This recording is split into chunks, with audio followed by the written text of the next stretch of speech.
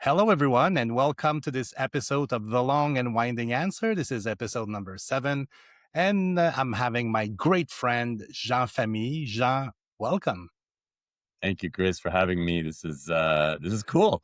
I love Yeah, this is uh, I cool. love this idea that you have. Well, Long and winding answer. It's good. yeah, exactly. We can take the time we want. Plus, it allows me to meet my long lost friends that I don't see because, we're all busy. So we'll spend a Because couple of life. hours together and then, we'll see where it takes us.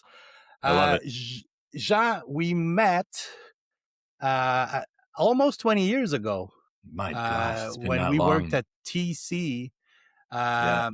And I remember, I have a confession to make because I remember when I met you, I was kind of it was kind of a bromance. I said, "Oh, I'm gonna love this man. I'm gonna love this guy." 20 years later, I'm on your podcast. So, Yeah, you know. exactly. So, kids, if you listen, you might do a podcast eventually. Um, and I remember it was, I think, the first time we went to lunch together. Yeah. You mentioned your faith in God, Mhm. and I mentioned my pseudo atheism, let's say, because Yeah. you once Well told me that said. I was the most religious atheist you knew. Atheist. That's true. You are. and I think you do that. You mentioned this early because it is a big part of your life. Yeah. But so is Star Trek. So let's And I'm wearing the t-shirt. exactly. So let's talk about this. Like managing with grace with a Star Trek background. Yeah, it's a bit of a weird combination. Uh, You look, are weird. I am. Isn't that the point of this whole podcast, though? You Of want weird course, people of on, course. and you want people that aren't going to give you the standard sound bites that you're Yeah. going to find in repeated books and stuff like that. I mean, that's No, what you are, that's right? the whole point. That's the There whole we point. go. There we go. So yeah, I grew up in a Christian family, and there was a period in my life where I had to find out what my own faith was, not my parents' faith, and what I wanted to believe in. Mm-hmm. Um, wasn't easy because there's a lot out there, in and you know me, but your listeners are going to get to know me. I'm a little thorough and I'm a little intense, and A I'm tad. a very very small tad. And I studied and read most of the religious literature that was foundational. So the Torah, the Talmud, the Quran, the different Indian writings as well, and I I wanted to see where the patterns were, and I wanted to see um, what what was the commonalities and what were the differences. I And remember you had something online I once. still do. Yeah, I still do. Oh, I I'll didn't. talk about Oh, it. yes. Yeah, Okay. I'll talk about it. But yeah, I still do. Um, I I needed to find out why I hated this idea that everything kind of sounded the same in the different religious writings. And if everything sounds the same, then there's nothing really different. You can choose one or the other, and Mhm. pretty much pretty much go at it, right? And as long as you're living a good life and helping people out and doing all those good things, then you're fine. You just pick whatever you want. And I'm not saying that my thinking and what I'm about to say is the absolute truth. I'm saying how it appealed to me in my brain and in my weird brain and and how I'm wired. But the difference that I found in the scripture in the biblical teachings of Jesus was this notion of grace, and it Mhm. was the notion that um, you get something you don't deserve. Uh, every other pattern, even those who've taken the Bible and made it their own and built religions on top of the Bible, Mhm. built this idea that you do something to get something. You it's very performative. It's very Yes. objective. It's very outcome based, which our whole world is based on, and which I do in my job. And it's all very fine and good. But in the belief system, we've transposed that there, and it was, if you do something, this you get. You do A, you get A. You do B, you Yeah. get B, and the consequences are there. And then comes along this person who I felt balanced grace and truth equally, and said, you know what? I'm giving you something you actually don't deserve. What the only prerequisite is a belief that this actually exists, Yeah. and that it is there, and that you can attach yourself to it, and it will eventually change your life. And if you want to become this follower of Jesus, and that became the difference for me. That notion of getting something for that I do not deserve. This idea of mercy, and this idea of grace, and this idea of transposed righteousness, if you will, which is a fancy word of saying that I am not. I don't look good in front of God with everything that I've done and but Jesus is this filter in front of God that by which He sees me as.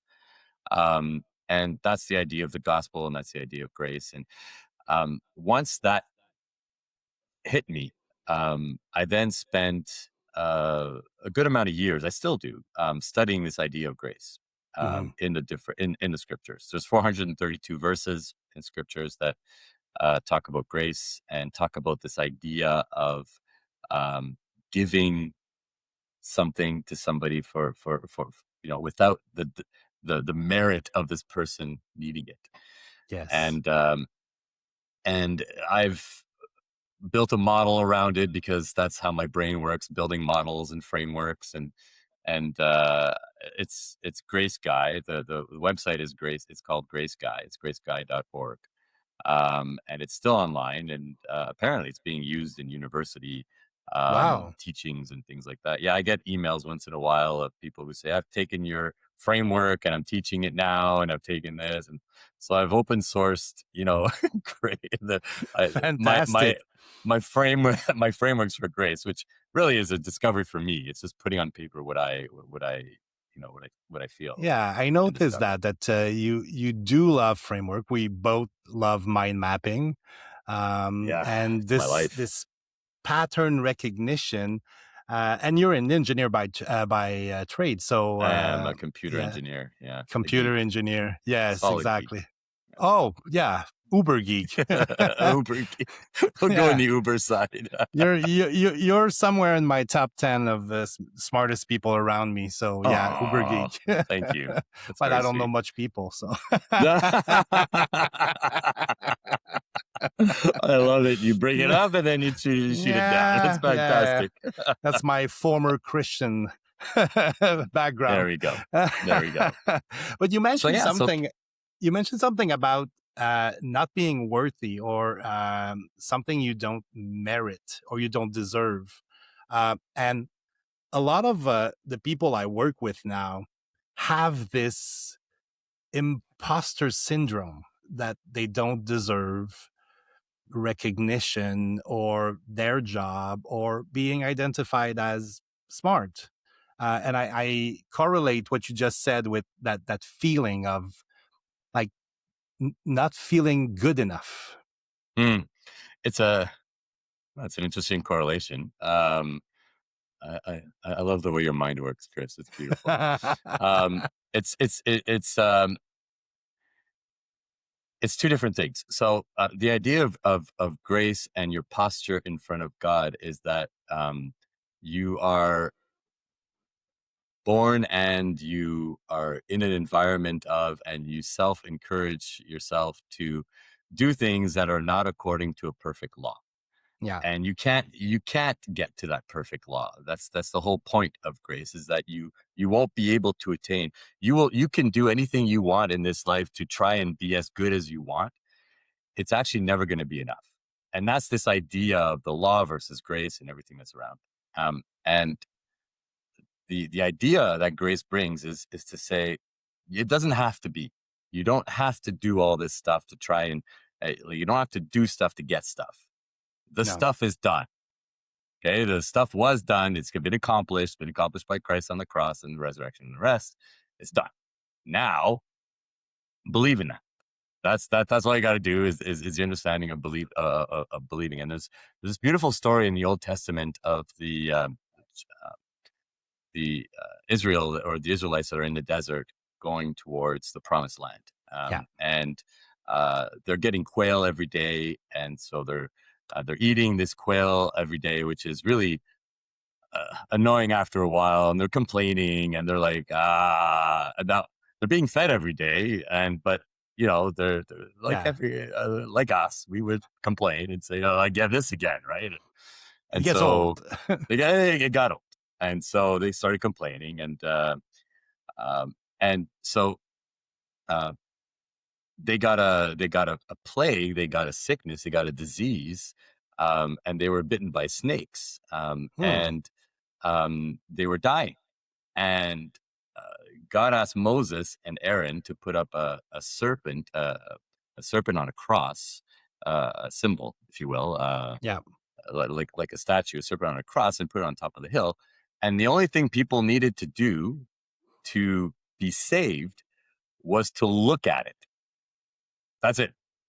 That was the prerequisite. Just Just to look acknowledge at it. it. Yeah. Acknowledge that looking at Yes. that symbol, the Nehushtan symbol, that was going to save you.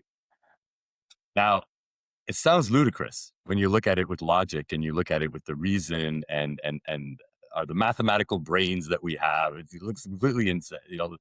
How could seeing something ever heal me? And it's completely irrational. It And I think is. there's a part of that I like. In my Of very course. rational mind and in the very things that I do, everything I do is has to have a rational reason around it. But this faith grace idea kind of butts the trend on everything that is rational for me, and it's exactly the same thing. You just look at the cross, you look at at this But it makes modern so much Nehushtan. sense. And I'll make another weird connection.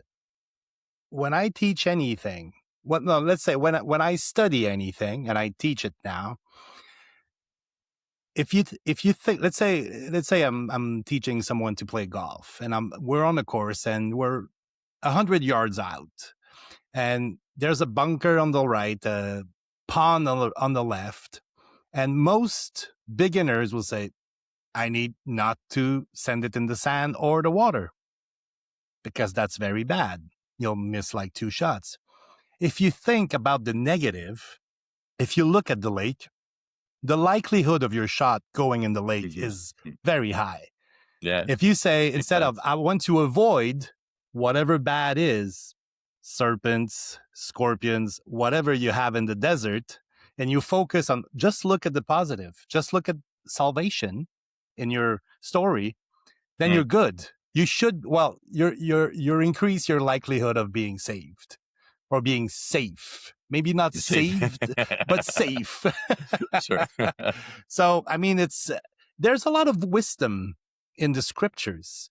And There is. Yeah. like, to me, it was, to you, it's inspired by God. To me, it's written by man. It's the same. It was both written by man, and the inspiration is different.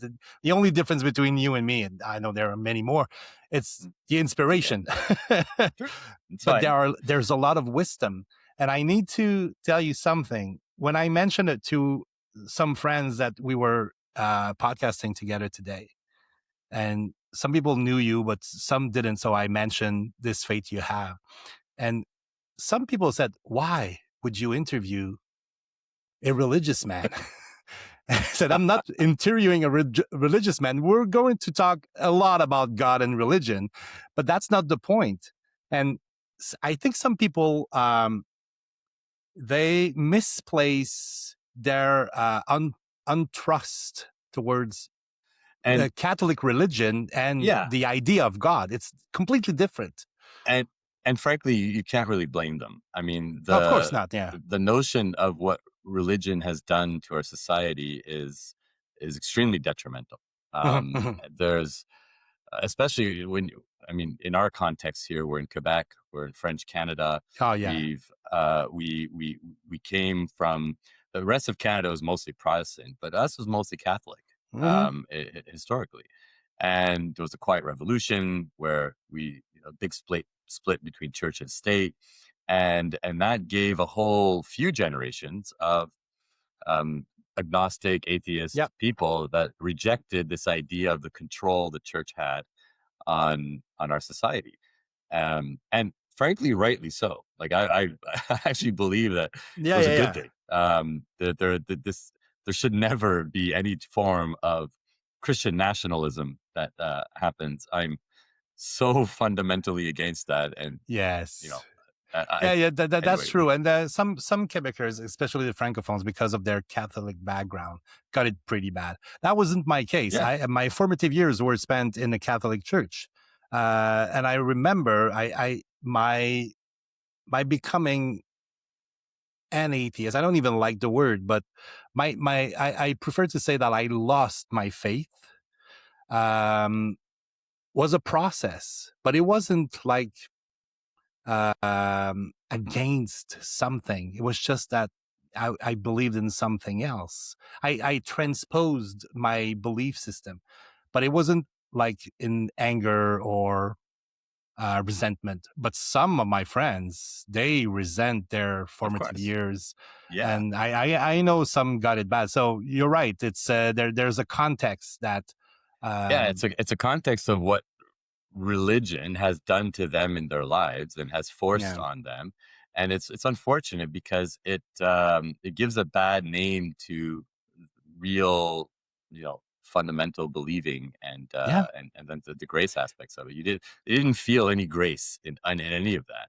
They no, felt a lot of legalism, they felt a lot of moralism, they felt a lot of you have to's, true, true. and then they rejected a set of rules that was imposed on them. That's what they rejected. They didn't reject God. They rejected the idea of what we made God to be for them. Yeah, and God went through the whole thing, and yeah, I know, and it's probably because of our age. We're the same generation, and uh, getting older, I question most of my questions that I had when I was 20 years old. Uh, so questioning your own questions make you Sure. realize that maybe it was just Maybe an you I. didn't know everything at 20. That's Oh nuts. yeah, now I know I didn't know. I know what I don't know. I know what I'm not good at. So maybe it's time to talk about Star Trek a little bit You want to because pivot. yes, no, but I mean,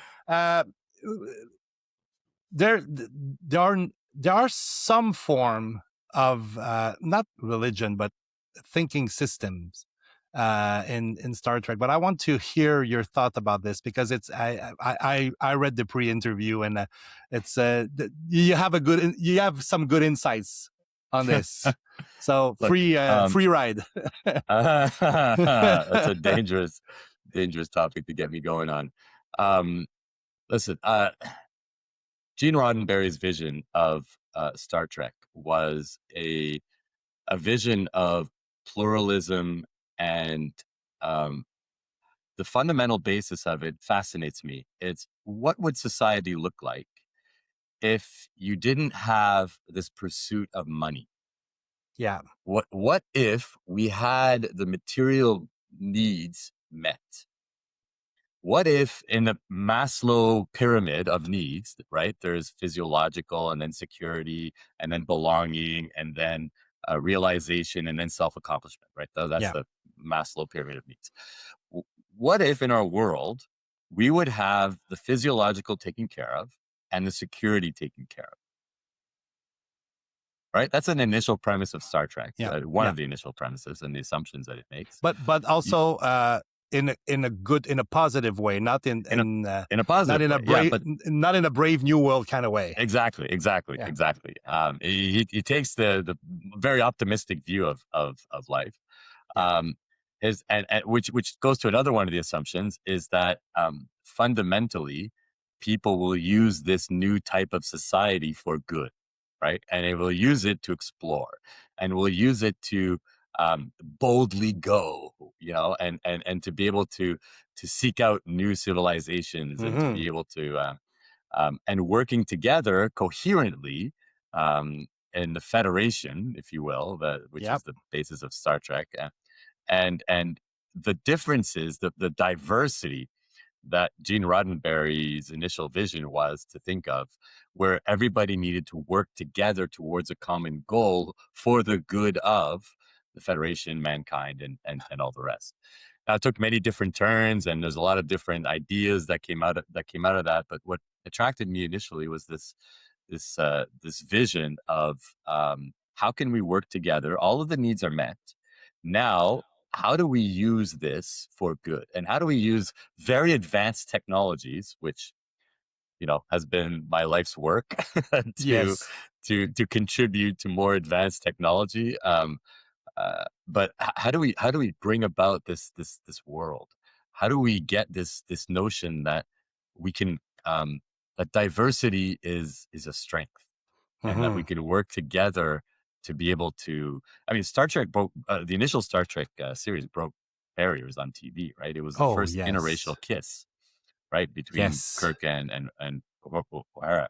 It was the first And interspecies kiss too. and interspecies kiss too. Yeah. Yeah, he Yeah. he was he was he enjoyed he enjoyed women, but but it was. I mean, he's breaking down those kinds of barriers, and it's so I love I'm attracted to the idea of, how can we create this kind of society, and I know very well that people are mostly uh, motivated by things like greed, money, power, Yeah. pleasure, money, things like that. But what if we were able to not be motivated by these things? And It's what if a, we it, had this real common goal of good, right? and I mean, maybe we're at the cusp of this because we have the technology now. There's a lot of, and I know we'll talk extensively about AI in this episode, but AI is a promise that has been unfulfilled until now. I remember, I'm Yeah, old enough to remember yeah, me too. the false promise of computers to be paperless. Hmm. That Hmm. ship has sailed in the wrong direction. We use more paper today than before.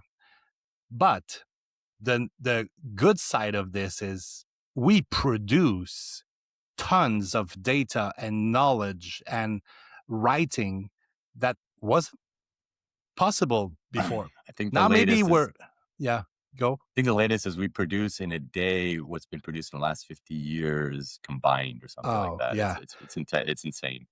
exactly. I think there is 24 hours of video footage uploaded every minute on YouTube or every hour. I'm not sure, but let's say even if it's an hour, it's 24 hours worth Yeah, of sure, content. sure. And Yeah, yeah, of course, only 1% of this is worth our time, sure. but it allows like this. Yes, Like, this yeah. you need to click like and subscribe.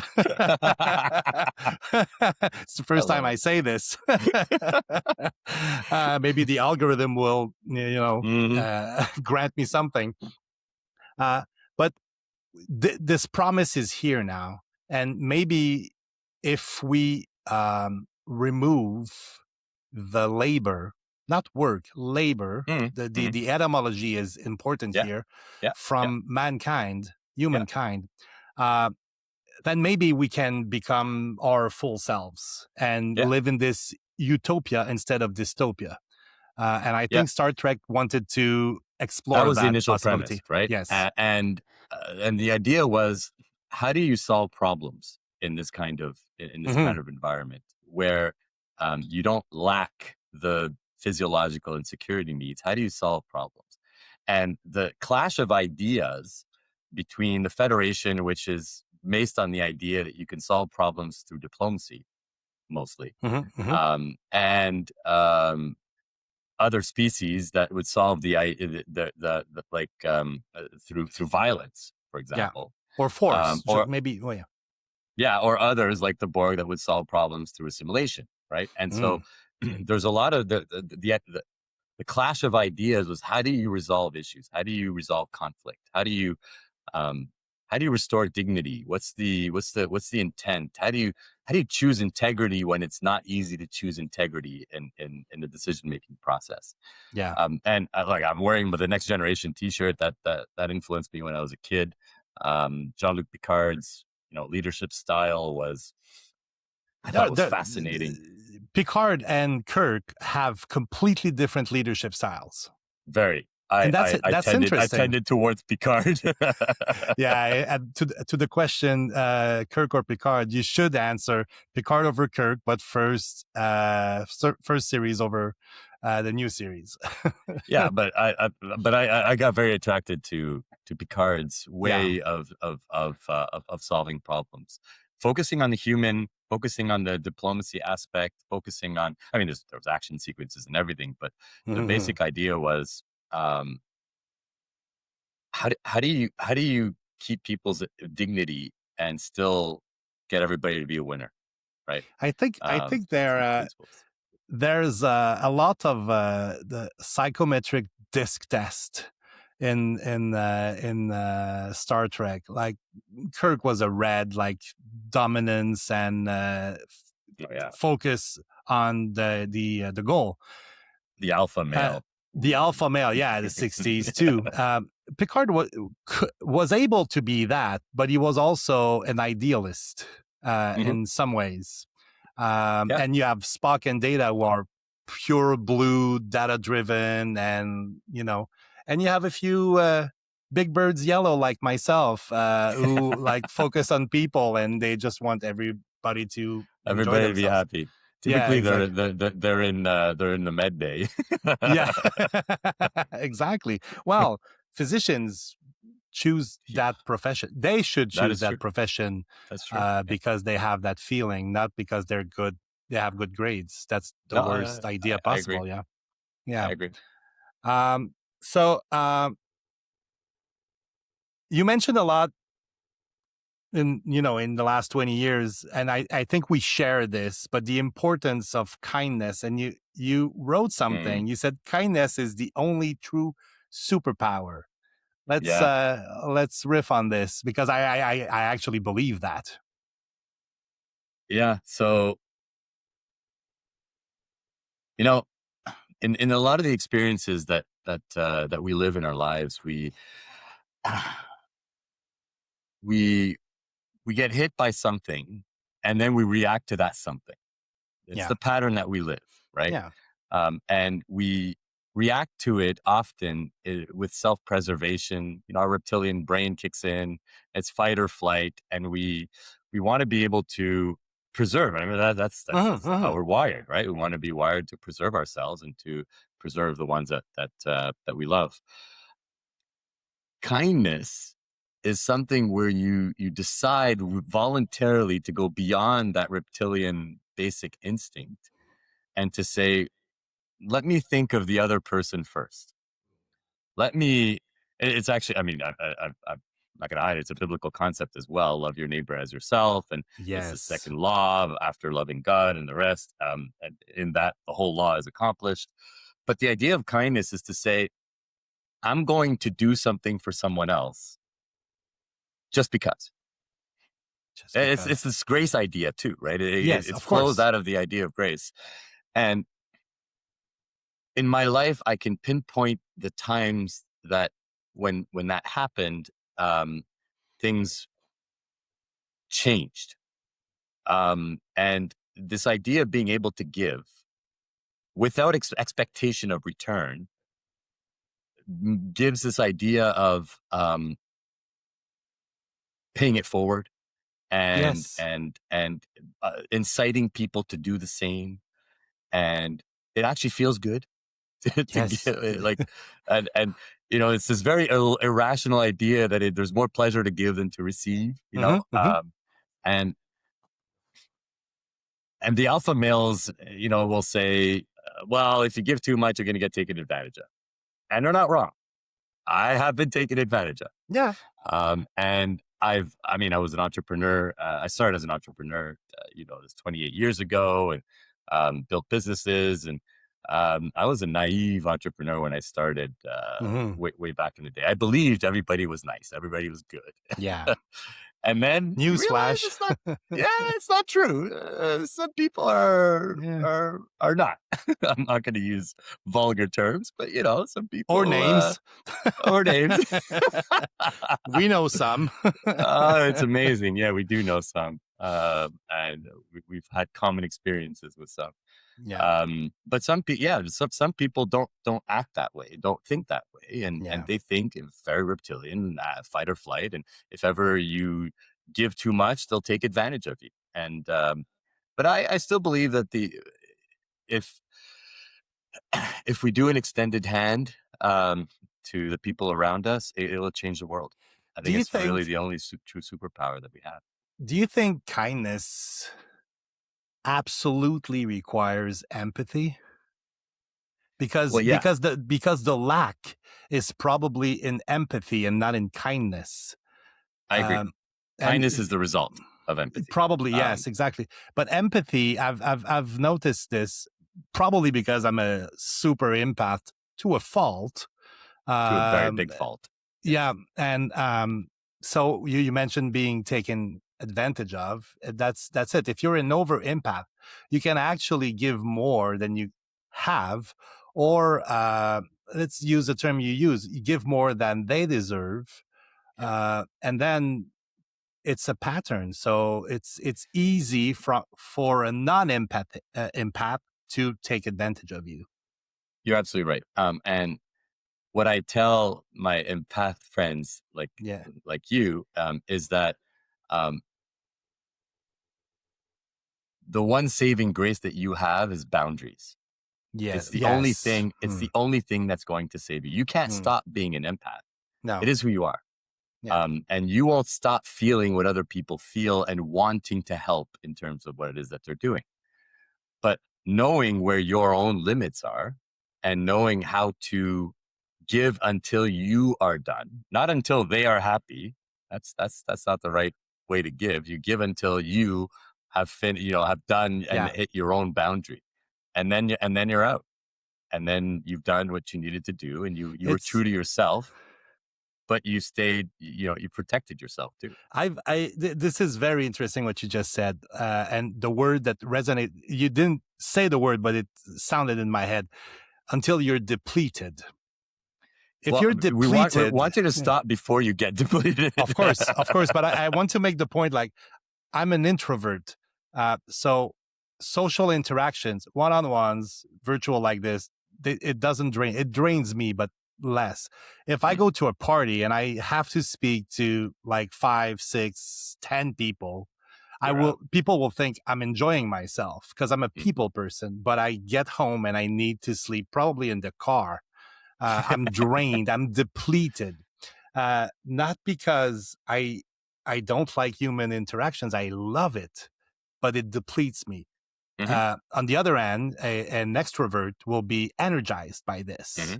Hmm. Will come home and be excited and plan the next party. I have to wait a week before I go to another, not party, just interaction in the flesh With humans. with humans. Um, it's and I think there's probably some signs of over empathy there. I do receive the sadness, the joy, the fear of others. I actually feel it in myself. Hmm. Hmm. So if I'm in a party, it's joyful. But I might talk to someone who's going through hard times, and I will literally live it for a moment. Mm, I'm wise enough now to let it go, but it will affect me. of So course. I know a lot of people around us feel that way. Hmm. Uh, And we're not taught the boundaries. We're not taught yeah. to up to what point will I care? Up to what So yeah, point that will I? was. Thank you for reminding me. That was the point I was going. I've learned over the years to set boundaries for social interactions, Good. but not necessarily for the giving part. Ah, So I will avoid social interactions that will drain me. But on a one-on-one, or I receive an email and I know I can help, I will take the extra time, the extra Of course. hour to answer because I can. Um, Of course. but so I have learned to set boundaries for social interactions, but not necessarily for the giving part. Maybe that's for the next 10 years. Maybe, hey, upwards and onwards, right? You always need Exactly. something to evolve with. But good on Exactly. you to having set those boundaries first. I mean, those are really important things. So I if we want to be kind, but we have to be kind to ourselves first, right? Yeah, but So I think there's also acceptance. Like I accept that I'm like this. So to a mhm, point that I can have a couple of very good friends coming to my place for the weekend, and at some point in the evening, I will remove myself from the table and just like go play World of Warcraft for half an hour and come back.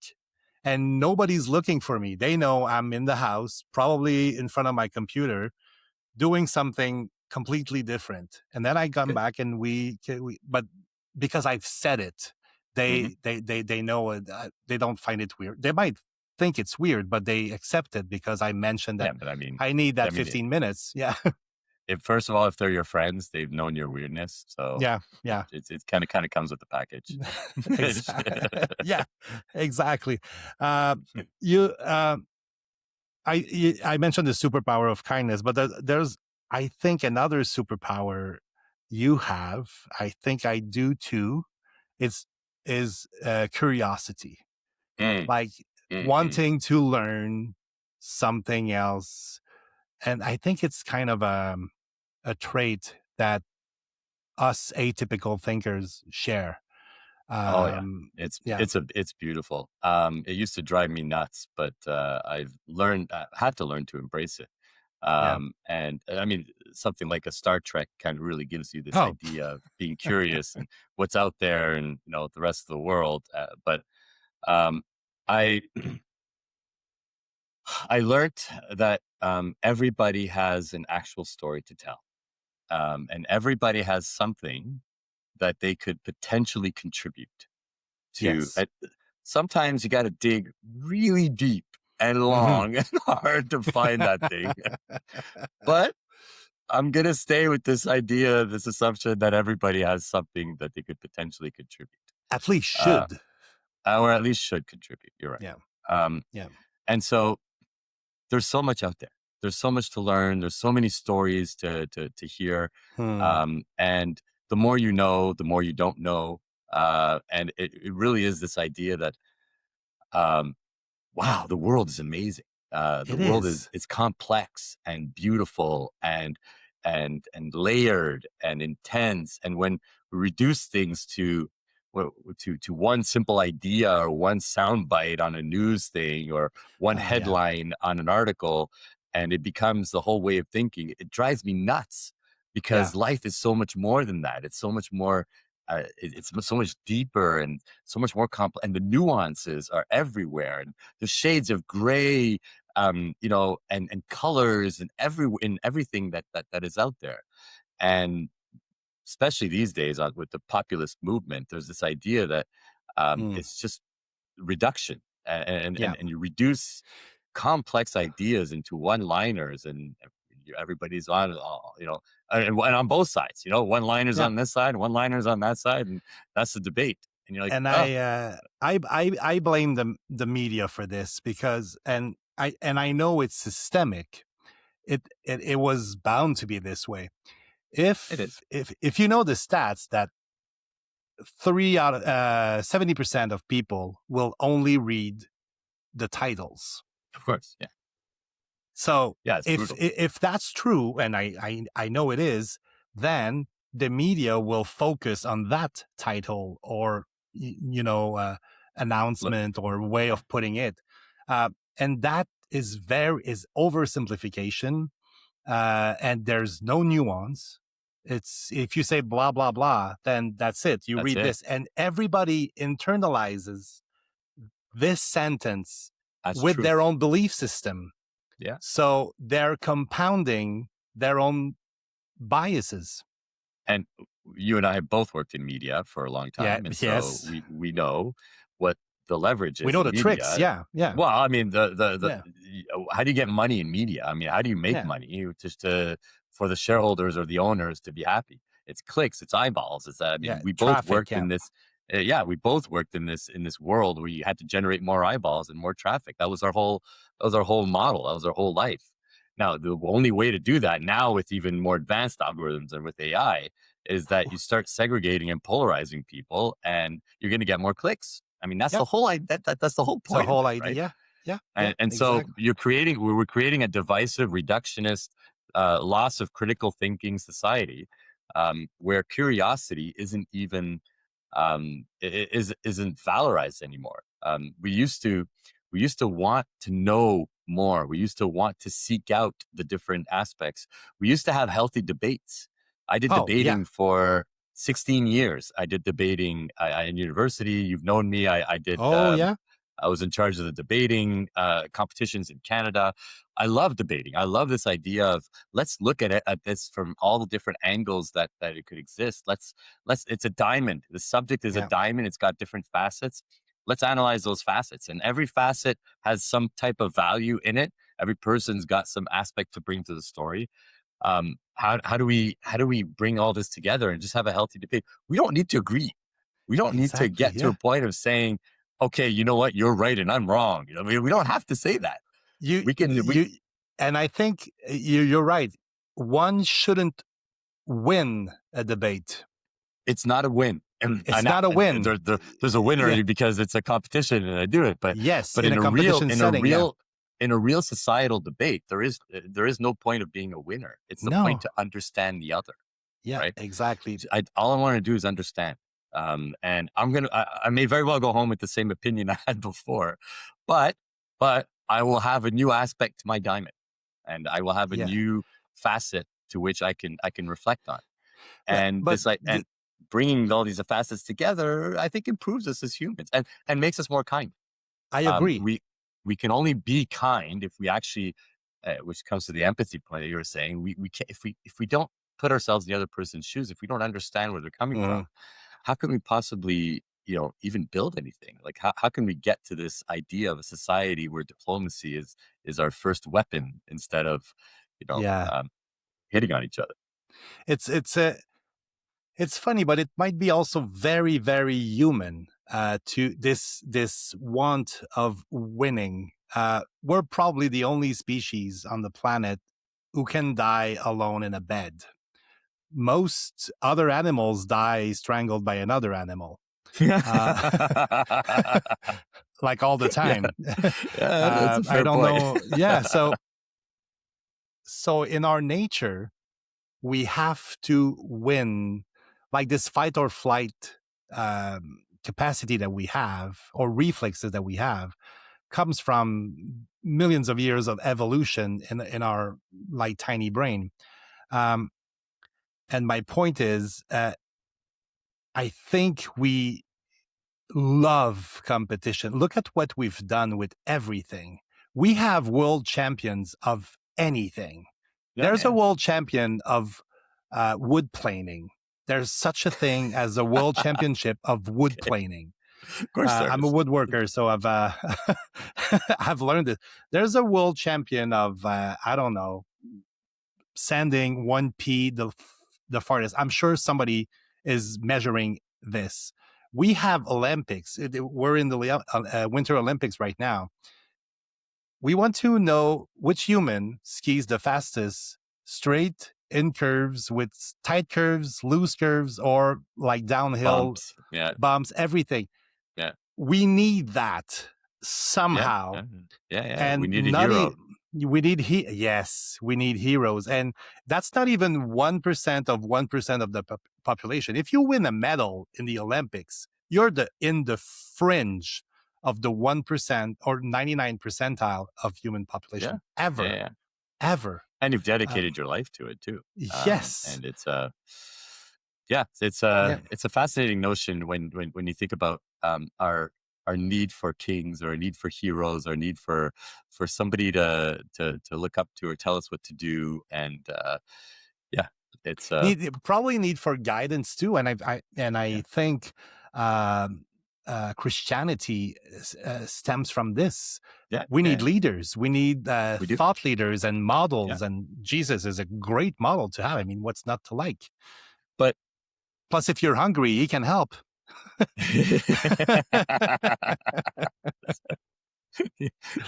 it's so transactional of you. It's fascinating for me when we talk about leaders and people that, if you look at who we put on a pedestal in our society, who we Yes. look up to, who is in the news, and who are the celebrities, and who are the people that win tens of millions of dollars a year, right, Yeah. or hundreds of millions of dollars a year, doing what it is that they do. It really gives you a good perspective on what we valorize as a society and Yeah. where it is that we're going, How we measure success. how we measure success. Exactly. Yeah. And the real heroes, the one that are helping the poor or educating our kids, Mm-hmm. or, you know, working in the hospitals, and you know, doing things nobody else would want to do, Yeah. for the sake of other human beings. Mm-hmm. Those who are going out on missions, those who are, you know, making the world an actual better place. Um, they are not paid enough. No. They are No. not valorized. They're Paid never and in the news. recognized. Yeah. They're never in the news. They're never seen as being the, you know, the object of our society in terms of what it is that we want. When the kids grow up, they don't say, I want to be a nurse, or I want to be a Yeah. teacher. I want to be," they don't say it. It's not valid. I True. want to be an athlete. Yeah. I want to be a pro athlete. I want to be a celebrity. I want to be, you know, a politician. There's nothing wrong with being a politician or any of these things. I'm just saying what we valorize in terms of our society and what makes the news. And so, I used to troll people on social media with just this sentence: choose better heroes. yeah, well, Yeah. the ones that really really work in the shadows, and that, I mean, my wife worked with the youth protection program Mhm. for over 10 years. These people are not paid enough. They No. take care of the kids that are neglected and abused, and you deal with a very difficult part of society. It's hard. We I work in a company, and I make, you know, I help optimize things and make more money, right? Yeah.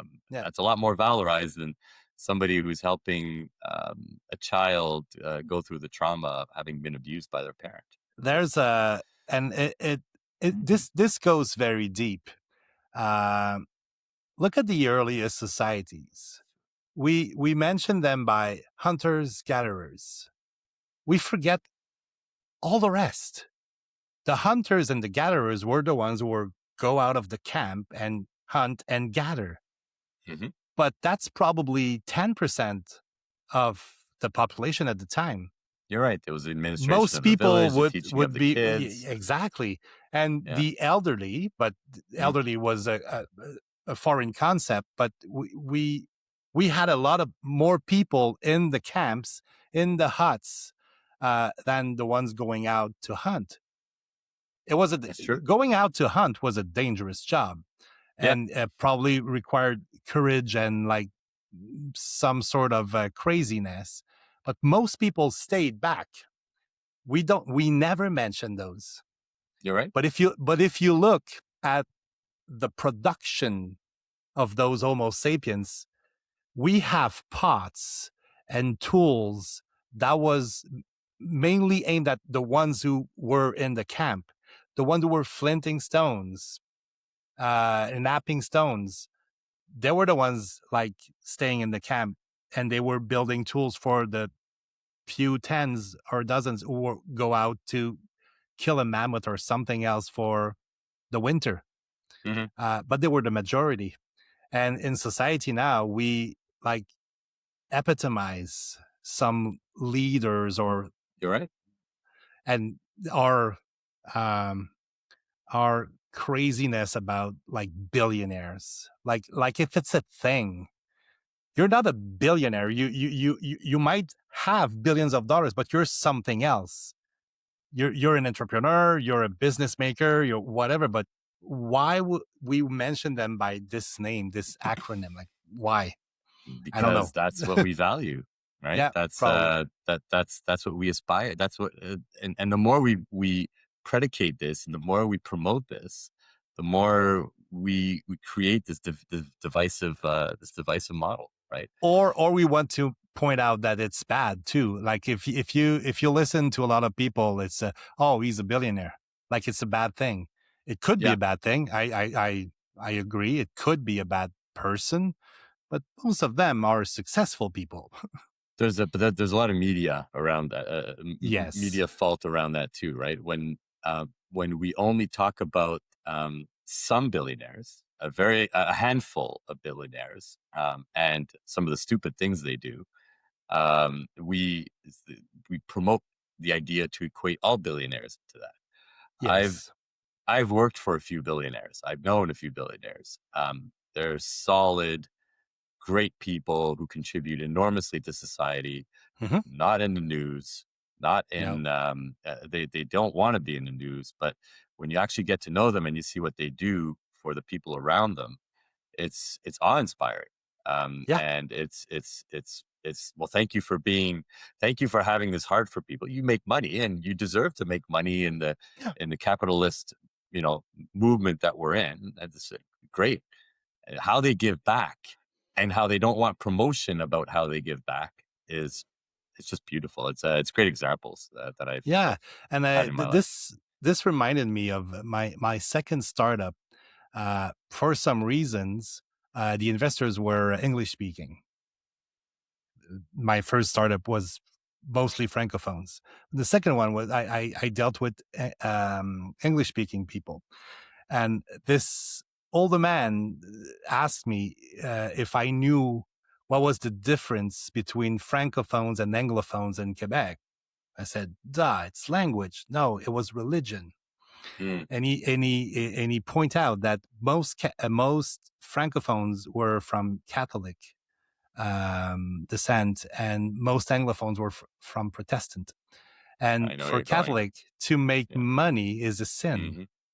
Yeah. and for a Protestant, it's a sign that God loves you. Exactly. I You're a completely agree chosen with that. one. Yeah, Yeah.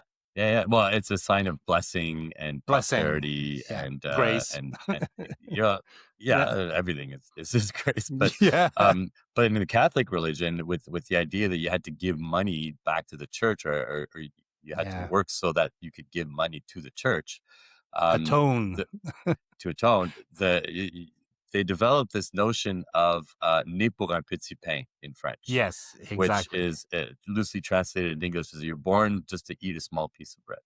Yeah, And it's pervasive in the Quebec society, it is. where the standard model of people making money and profiting from their money is badly seen. It's like, oh, you shouldn't do that.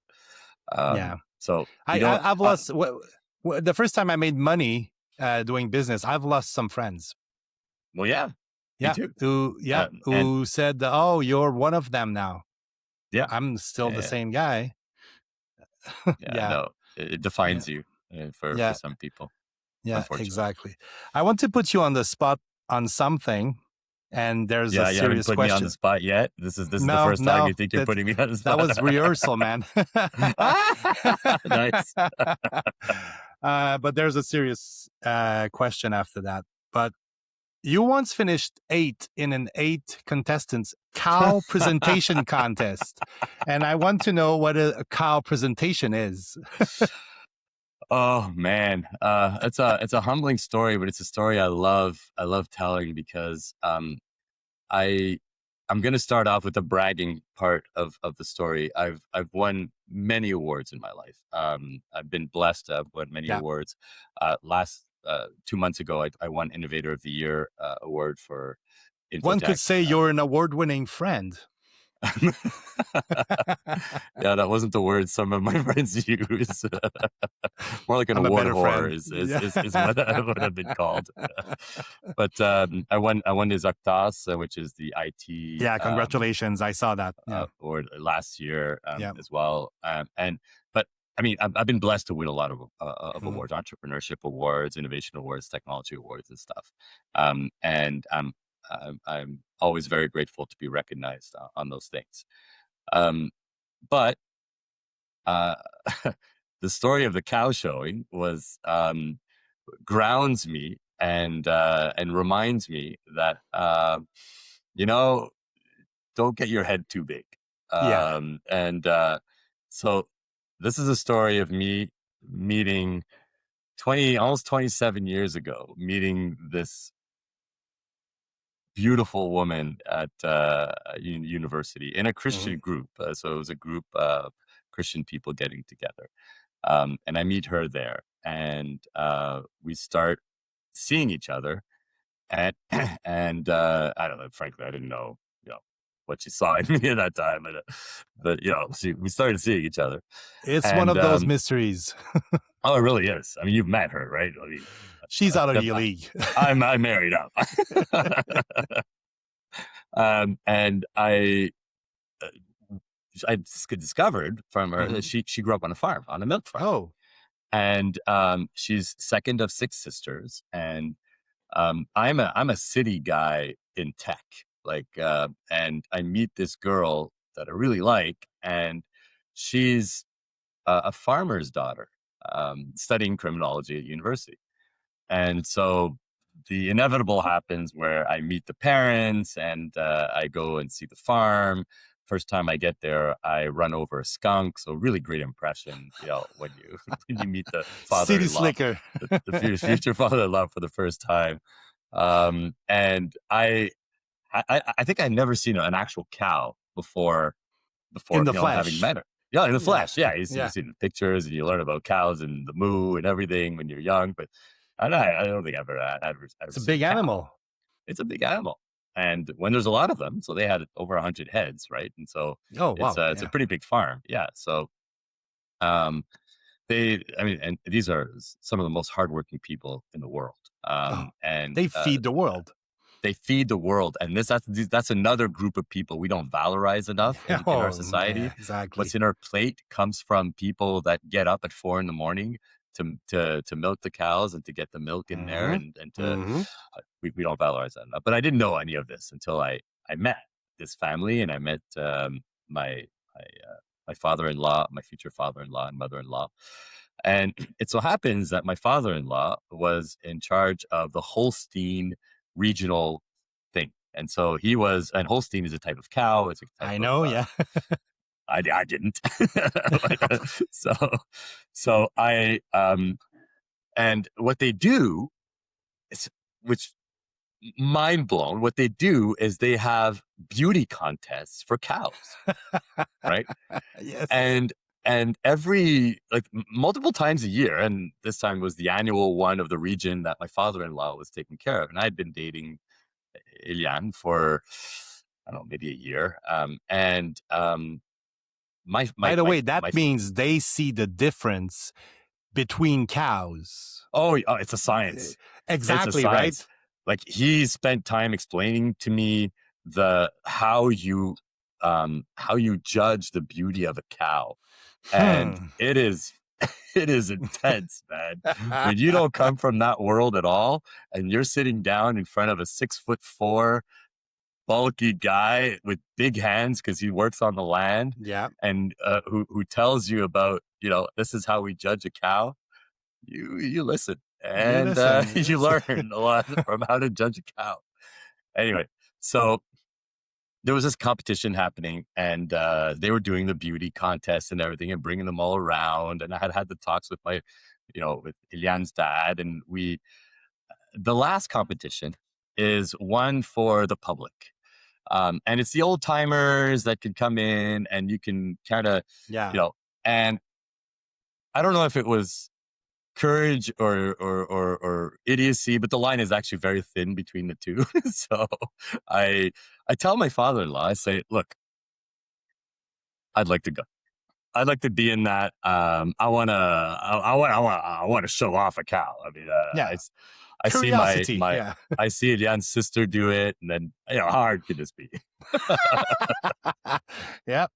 I see where this is Plus, going. bonus points. You know, I'm really gonna, you know, impress you guys, right? So I do it. I get up and I do it, and I go and see my sister-in-law who's preparing the cows in the back, and I say, "Hey, I'll I'll bring this one out." And she looks at me with those like But you can't. eyes, like, "You sure?" Like, "Oh yeah, just tell me what to do." And then she starts saying a ton of different instructions about how to hold the back, the tail, how to hold the face of it with the mare, Yeah. the mask that they put on top of Yeah. it to hold, and how to bend the angle. So she tells me all these instructions in like 30 seconds, right? And I'm like, okay. So I take the cow out, and it's the end of the day. It's the last competition. The cows are tired. They don't want to do Yeah. this. And they No. certainly don't want to be with somebody who has no idea what they're doing. Right. And so my cow was rowdy. Right. She did not care. I think she sensed the fact that and so I'm walking around trying to do the back, the tail, the where the milk is, and holding it in the right way, and smiling to the judge when the judge looks at you, and you're going around circle. And then after you go around like 2-3 times, you got to go into the middle of the thing to just line them all up. And then Mhm. they decide 1, 2, 3, 4, 5, 6, 7, 8, and then they do one more turn around, and it becomes the final thing. That's kind of how it happens. So they're bringing theirs, into this line, and everybody knows what they're doing. And I'm trying to bring mine into the line, and I got to like bring her head first into the line and do it. And she's not cooperating, or I don't know what I'm doing, or both. And I, I can't get her to get in facing the right way into the line. And so I give up, and I just put her backwards in the line. And so there's head, ass, head.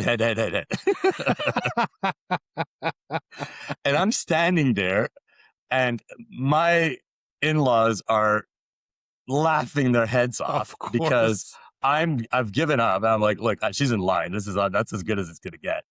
And I'm literally standing on the opposite side of the line as everybody else. Everybody else is standing there with their cow and holding it and everything, facing the right way. I'm facing the wrong way. And Showing ass. showing ass, right? And showing how much of an ass I am. Anyway, so she goes around, she starts hitting the cow 1, 2, 3, 4, 5, 6, 7. And obviously I'm last, and she comes to me, and this judge looks at me straight in the eyes, and she says, "You're from the city, aren't you?" Yeah, you smell city. To which I answer, "Very much." And I'm dating. Oh, actually, no. She says, "You're dating Heinz's daughter, aren't you?" And so it was known, Yeah, yes. that Heinz had a daughter that was from the city, that dated a guy from the city, which was me. You know how It those showed, small city yes. things are. Yeah. So anyway, they gave me the medal of the 8th place. I still have it. And I haven't, like, if Wow. you know what, I'll go get it. I'll go Yeah, get yeah, it. yeah, please. That's a fantastic story, by the way.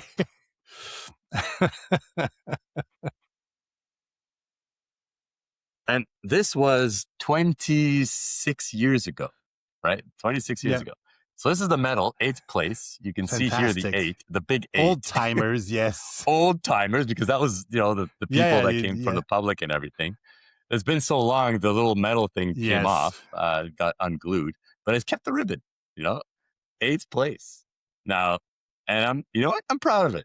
I'm proud Yeah, of it it because it brings me back to the real, to down to earth. But not knowing something and still trying for many different reasons, but not being good at something. We all start this way.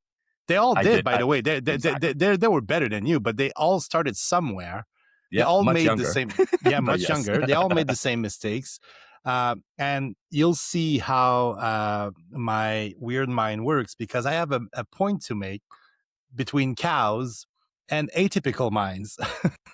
I can't wait. Because I want to mention Temple Grandin, who's an autistic woman who worked in slaughterhouses, Okay. and she she says she understands how to build slaughterhouses because she can think like a cow.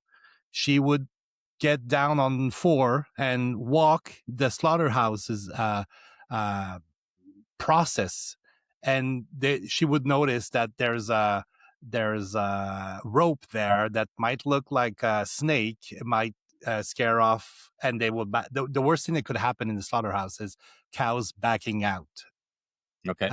and not moving forward.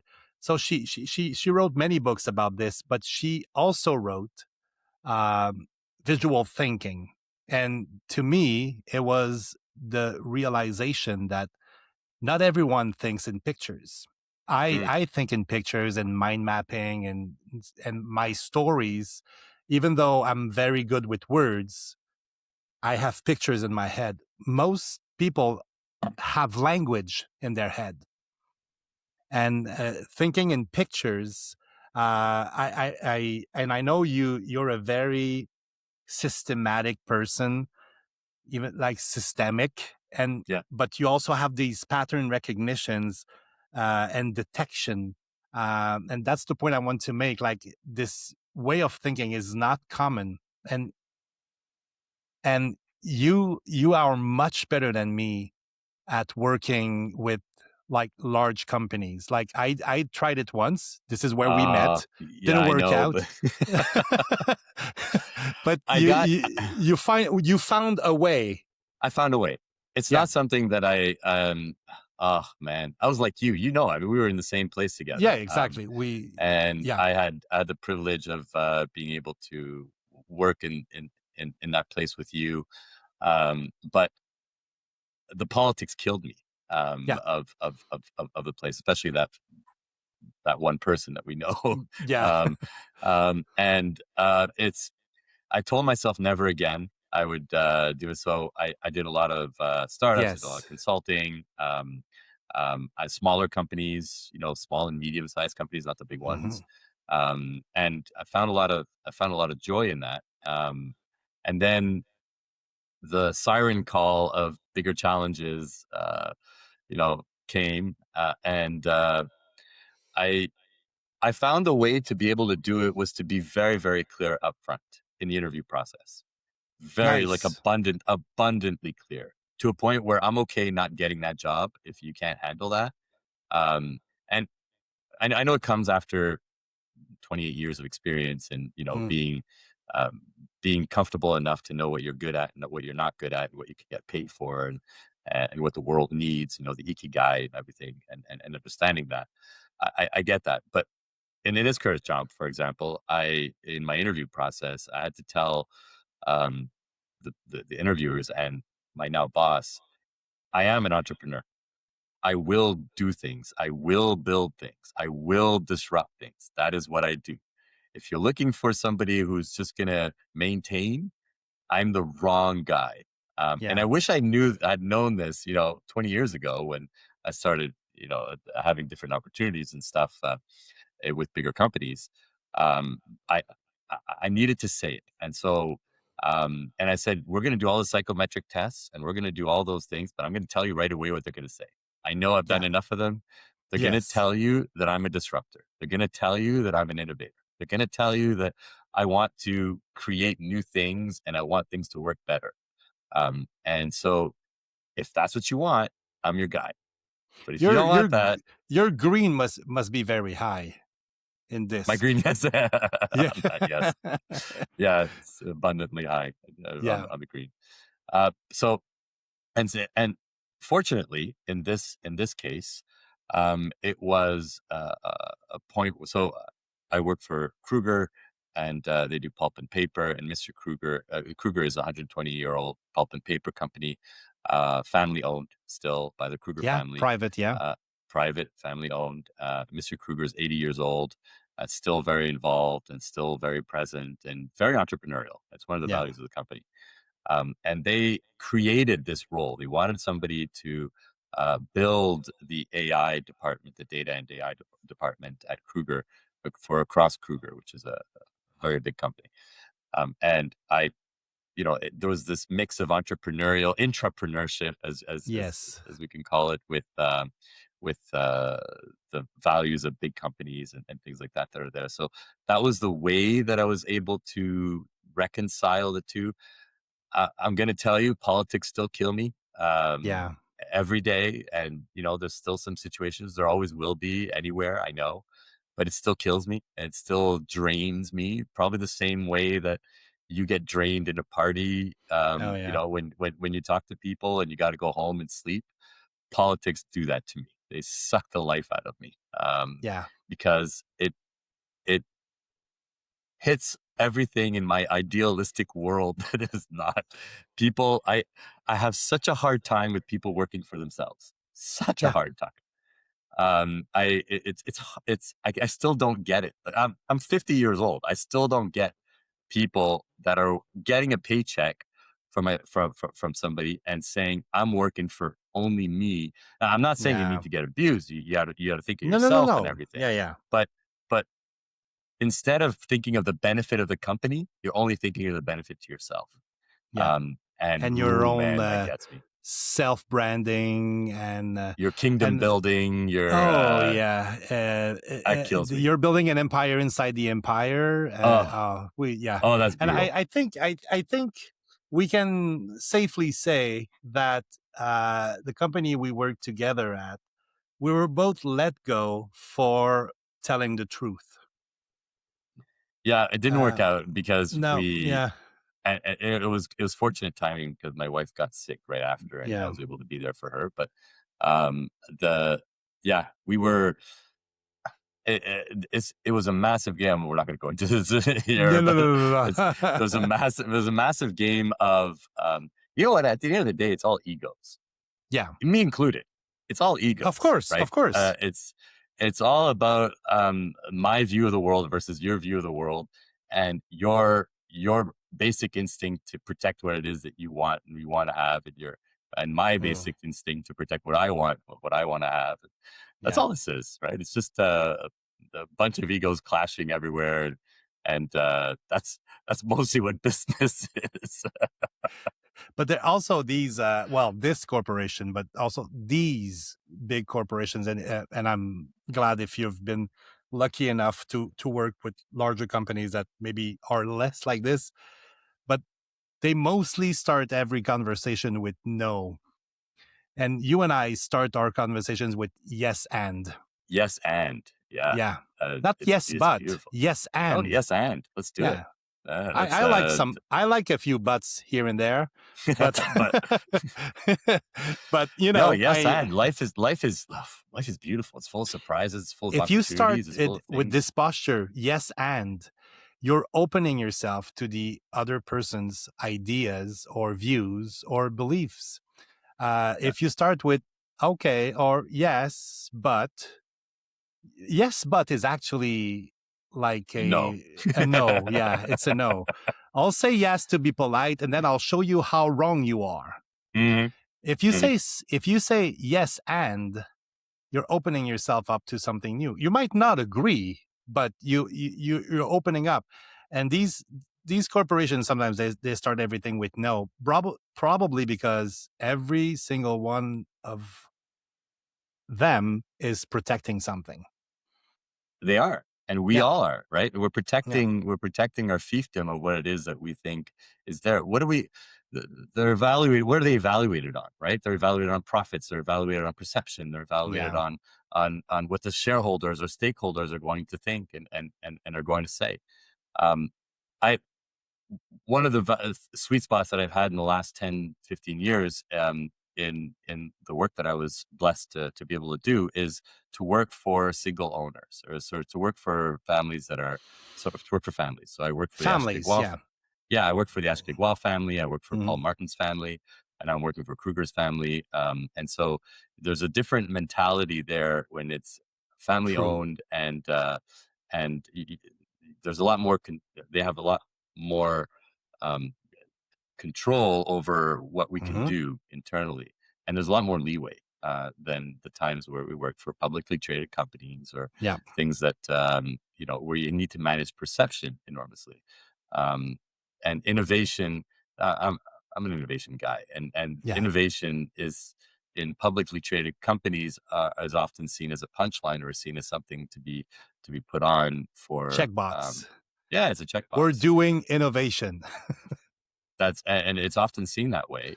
Yeah. And whereas in the scenarios that I was able to be in, it's seen as you know, a competitive advantage, right? And Yeah. seeing as how we can get to a place where we could sustain for the future and work for the future. It's it's fascinatingly different when you work for somebody who's looking long term versus somebody Oh, who's looking at next quarter. yes. Yeah. It's and for somebody like me that likes to build things, oftentimes you won't get the ROI next quarter. No. You're going to get it maybe in a couple of quarters, and it'll be bigger ROI, It's but you got called to it's called believe. investing. Yeah, but you got to believe in the investment, Yeah. right? Yeah. And the business case is a lot harder. I'm not saying it's impossible, but it's a lot harder when you're looking into next quarter only, Oh, yeah. and your next quarterly call, and how it is you're going to be seen and what the perception is. So And some, I think some companies are in, they become conservatives because it's not going well. Most humans are very conservatives when it's not going well, and we're yeah, more that's true. liberal when it's going well. That's Uh, true. Yeah, but I think that some companies put themselves into precarity by thinking this way. So they're not precarious. They shouldn't. They they should be become more liberal. precarious They become precarious. Yeah, by exactly. avoiding it. Yeah, And by doing the same thing over and over. So let's look at the next quarter, or it's the same thing when you're a student and you're poor and you live from paycheck to paycheck. It's hard to have vision, long-term yeah, vision, when yeah, yeah, you live paycheck to paycheck. yeah. You're right. Um, and that's why I say being poor is a condition. It's a It's mindset. a frame of If mind. Yeah, yeah, you can be broke and still have a winner mindset. If you're yeah, poor, it's a deadly mindset, yeah. It's a hard one to because you get out can't of. you will always play safe. You will always, like you said, be for a petit pain. So like bread in your hand makes you less hungry today. That's true. But That's you true. you can't even think about putting a sausage in that bread and have a hot Really dog. going. Are you hungry, Chris? Is this Maybe a your? little bit. Maybe a little bit. Um, I I want to talk about AI, but before we go there, because that's what you do now, and that's probably what everyone should be doing now. Uh, I just want to mention how great of an era we live in right now. I think it's the greatest of times. I'm always super positive, but I think it's the greatest of times, and um, I want to make like a parallel between what we everything we said and the fact that we live in times that there's a man on YouTube. He's 68. He launched a YouTube channel called Essential Craftsman, and he talks about using tools. He's almost 70 years old man, very religious, very Christian, and he has a YouTube channel that talks about old stuff like a hammer and an anvil, which, by the way, built our world. Yeah, yeah, yeah. Still do. Uh, and if you look at AI as the new toolbox that we have, I I earn a living writing stuff. Of course, it's my new toolbox, but I want to hear your views about um, this AI, which is not that new, by the way. No, We've been no. working on AI for 20 years.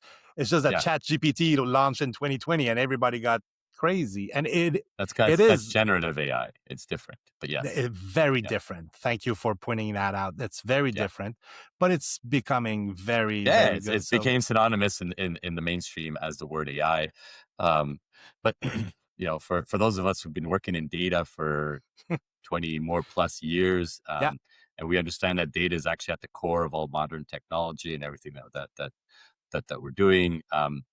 You know, it used to be called big data back in the day, or algorithms, or you another know, big and word. Yeah, so we had a lot of words for it. We did a Cloud, lot of big data, that's right. supercomputing.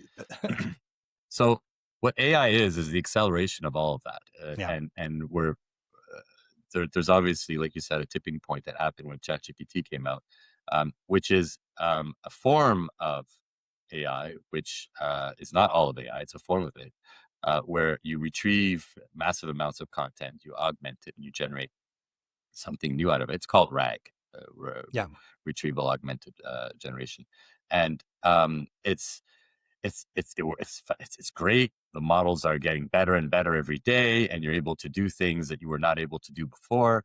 You had to Google it before, and you had to kind of put it all together in your brain, and now it puts it all together for you. And now there's even personas that you can build into it, and hmm, it codes for you now, and it does. And so um, AI, and I say this in the different conferences that I do, uh, and a lot internally. AI does two things in the business setting that we're looking at. AI helps you make better decisions faster. That is the first yes, thing AI does. hmm, And the second thing it does, it helps automate low value tasks. Those are the two worlds that AI function in. And those are the two big business outcomes that AI generates. Helps you make better decisions faster. So you have a decision model in your business where you go in and you make decisions based on certain data and certain facts that are there. Sometimes often the data is not clean, not right, not it's duplicated, the quality has been all the rest of that stuff. I work in that every day, and I know the data can suck. It's fine. But your job as a business leader is to make decisions, and AI is supposed to help you make those decisions better and faster. That's what AI does. Number one.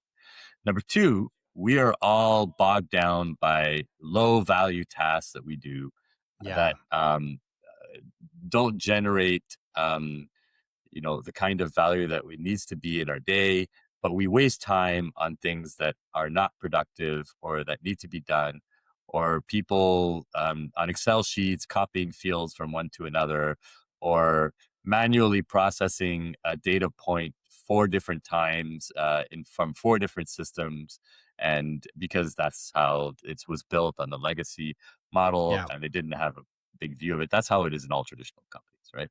um, and so if we're able to automate low value tasks, and if we're able to help people make better decisions faster, AI's got value, and AI is able to be used within the right context in a company, and can help in terms of production. So I work in a manufacturing world. AI helps make better decisions faster and automate low value tasks. If I take the operations world of manufacturing, that's measured on an OEE level. And so it's overall equipment efficiency. It's how we measure the productivity of a plant or a mill, yeah. whatever it is that manufactures. It's a very well known metric that calculates speed with quality and uptime. Right. And so that's what you want in terms of your machines and how it is that you're building out your metrics. And so how can AI help unplanned downtime get reduced? How can Yes. AI help the quality of your for example, with what we're doing, the paper or the tissues that we produce? How can AI make sure that when we make decisions based on the prediction of our systems, when do I need to change the piece in my system? Predictive maintenance, preventative maintenance, and things like that. And so those are some of the use cases in which AI can be used in a very traditional environment, like manufacturing, and how we can make better decisions faster in terms of when we do things and how we do things. Without And then, the uh, human biases that we all have. yeah, hopefully without the Hopefully, yeah, yeah, yeah, yeah. human biases. I'll give an example. Or the bad ones. Yeah. We're building one of the projects that we have is we're building a troubleshooting guide for the machines, right? And so the troubleshooting guide takes information from all the books from the OEMs and the rest to be able to answer the question when an operator says, "I have this happening on my machine. How do I fix it?" Right? Mhm. So your standard operating guides, your work orders, and all the rest. there are thousands of electronic documents, but more importantly, there are 300,000 pages to scan for this one machine. Okay. Now, um, this is unbiased information that we are putting into a corpus, right? Yes. But now there is human feedback that's going to happen on the answers that are going to be given, Hmm. right? And so if I give an answer as to how do you fix problem X, and the operator says yes, but you will need or yes, and you will need to add this and this, and don't forget about this, and you're bringing in human experience into it, but you're also bringing in human bias Yes. into this corpus of knowledge, right? Which is fine because you want to be able to capture the experience, this 25-year experience this guy has on this machine, who's going to retire soon. You want to be able to bring that into this corpus of knowledge, and you want to be able to capture that in whichever easiest way or less friction way in order to make your corpus of knowledge customized to that machine. But it's very biased, and it's fine. We have to understand that when we get an answer from ChatGPT, it's insanely biased. Of course. It's biased. I mean, the corpus of knowledge that ChatGPT gives you as an answer is based on what it's tracked on the internet. I Yes. mean, It could be you want very wrong. the worst information in the world, just go on Reddit. I mean, Oh, yeah. You have and all sorts of belief system there. but that's one of the systems that feeds ChatGPT among trillions of Yeah. others, which is fine. But it's so convincing, and it's so convinced when it gives you an answer, right? Plus, There is, there's also this way that nowadays AIs, I'm not sure it's going to stay this way. I think it was a good way, by the way, to start off this way, but they're sycophant. They're so benevolent that they uh, they want to be good, but by wanting to be good, they could actually be very bad. If I'm mhm. asking ChatGPT something about, let's say, a business process or a manufacturing process, and it tells me, "Oh yeah, you're right. We should look into this, but maybe we should not. Maybe it's good this way, and we should not improve this." And now somebody's dead because we tried to better something that was good. Um, And if you would so tell ChatGPT that, you say, you know what, you told me this, and somebody died that was wrong, the answer would be, you know what, you're right. You're absolutely right. Yes. You're Let me absolutely right. rephrase that for you. Let Yeah. me rephrase that for you. There's this meme about poisonous mushrooms. Can I eat this? ChatGPT, can I eat this mushroom? Yeah, you can actually eat this. Here's a recipe. And then the person says, I got very sick. Oh, you're absolutely right. This particular type of mushroom. Poisonous. I mean, So, and but I know it's a meme, so it's an exaggeration of this, but it exists. but but that comes to the safety and guardrails that we want to put into AI and the personas that are built into AI. You're touching on something very fundamental, which is Mhm. we've made AI to be agreeable. This form of AI, the Yeah. AI, the generative AI that people associate to AI every day, we've made it to be amenable and agreeable. And the reason Yeah. is that it increases usage and increases Yes. uptake. Yes. That's Exactly. the reason why we do it. I mean, we're not stupid. We're not going to have an AI actually say, "Well, you're an idiot, and that's actually wrong, and you should actually do it this way." Then the people are like, this is mean. This is just wrong." That's so So true. they'll, Yeah. they'll be amenable, and they'll bring ideas, and the ideas will be biased to the way that you ask the question. Prompting is a science. It's an art more than a science. Yeah. But if you write certain words in the prompt, you get an answer. You write a couple of changes in the words, get a completely different answer. Yeah. It's amazing. But the way that it thinks, there's a benevolence, like you said, a sycophancy Yeah. around it. But it's built in. It's purpose, right? Yeah. It's purposeful. Exactly. To be nice, and you can actually change ChatGPT's personality. You can have the custom GPT Monday. Have you tried it? Yeah, Try Monday. Yeah, it's less sycophantic, but it still, is. it's more of a joke because Yeah, exactly. yeah, it makes fun of you, but not in a true way. But also, No, if you yeah, ask any expert, human expert. You might have different answers from different experts. So that want of like a perfect answer from AI or from Google, I think it's not understanding how human knowledge works. So so now we come to the most important thing about AI. It's the critical thinking behind it. Yes. How are you going to use AI with critical thinking? Mm-hmm. And that is one of the elements that worries me the most today Mm-hmm. about the usage of AI. I'm all for technology. I'm Yeah. wearing a Star Trek shirt. I mean, I'm in it. This is my job. I love pushing the boundaries. We're building things for manufacturing that have never been done before, and want to be able to bring it out into the manufacturing world. This is what wakes me up in the morning. I love it. Yeah. Now, unfortunately, the more we advance, the more we people delegate the critical thinking part. And that's when we start losing our autonomy. And that's when we start losing our capability of doing things. We trust a little too much and we say, you know what, it's got to figure it out and I don't need to check over it. Or um, this is going to know what it is that I want. Or I don't need to prompt more deeply because it's going to understand or whatever.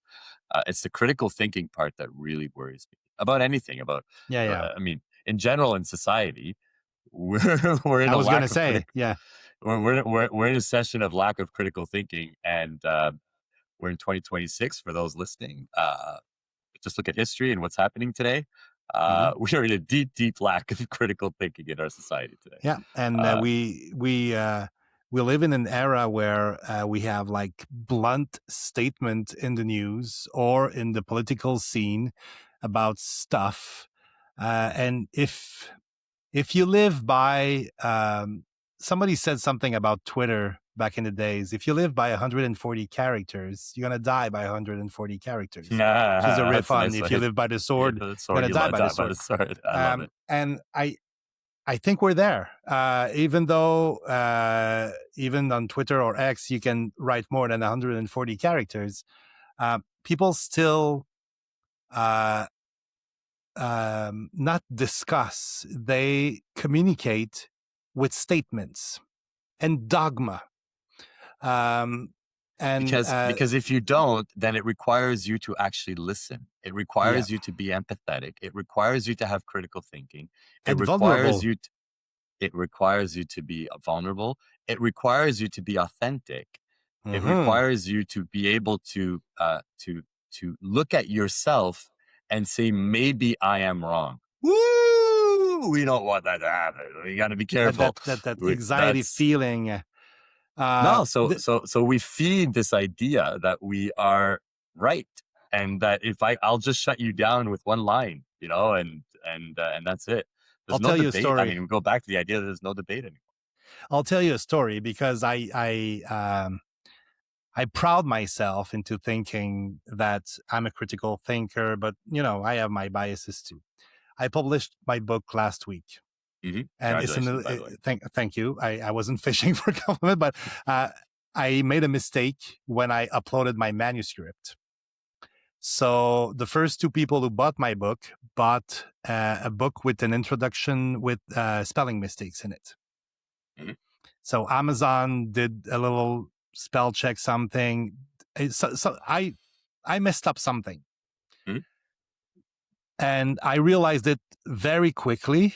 But the process when you publish an ebook on Amazon is you upload your manuscript and you have like a 72 hours of wait time. They read your manuscript and they check if everything you said in the disclaimer is right and stuff. Did you use ChatGPT to generate all of this? Yes and no, whatever. Uh, so I corrected. I realized that I made a mistake, and it's a language mistake. So to me, it's a big thing. So I was looking bad. Like mm, this wasn't looking good on me. And for a few minutes too long, that anxiety hit me. Like I wanted to delete everything mm, because I made a mistake. So I can understand somebody not wanting that feeling of being wrong. It's an appalling feeling. It's like, and what saved me was Annie told me, well, just make a statement that you made a mistake and that the first 2 or 3 or 4 people who bought your book got a flawed one, and just send them the new one. She's so pragmatic. And I said, and it fixed it. But that feeling of being lesser, Mm. like, but we're all flawed. We all make mistakes. Absolutely. Yeah. Absolutely. Yeah. How do we own it, and how do we want to learn and evolve from it is what Yeah. distinguishes one from the other. It's But it was we are flawed. also, it was also, a vivid reminder of, because I felt, I'll tell you, I felt a little proud when I You published the should book. be, of Yeah. course. and and You got your my eighth place in the cow showing yeah, competition moment. exactly. And I was angry, like, why is life trying to get that away from me? Mm, It didn't, by the way. No, no, nobody did this to me. I no, did it to myself by you did it just to making yourself. a, Yeah. a small mistake. It was a small mistake, but it was a big deal for a moment. Don't you love when you have a partner that puts things in perspective, that is not emotionally involved and just tells you to, suck it up and just change change? Changed my whole life. Changed my whole life for the better. She's a fantastic partner, and she Yeah, says hi. By the way, she knows we're yeah, speaking now. good, good. She will probably listen to this. Let's go back to this AI thing, and I have a question specifically for you, because I know you have this take on AI. Are we are we creating something better than us? And if yes, is that good or bad? How do you define better? Okay, yeah, that's a valid question. Uh, we didn't know how to fly. We made planes. We could not swim across the ocean, or for very few people, we had boats. Um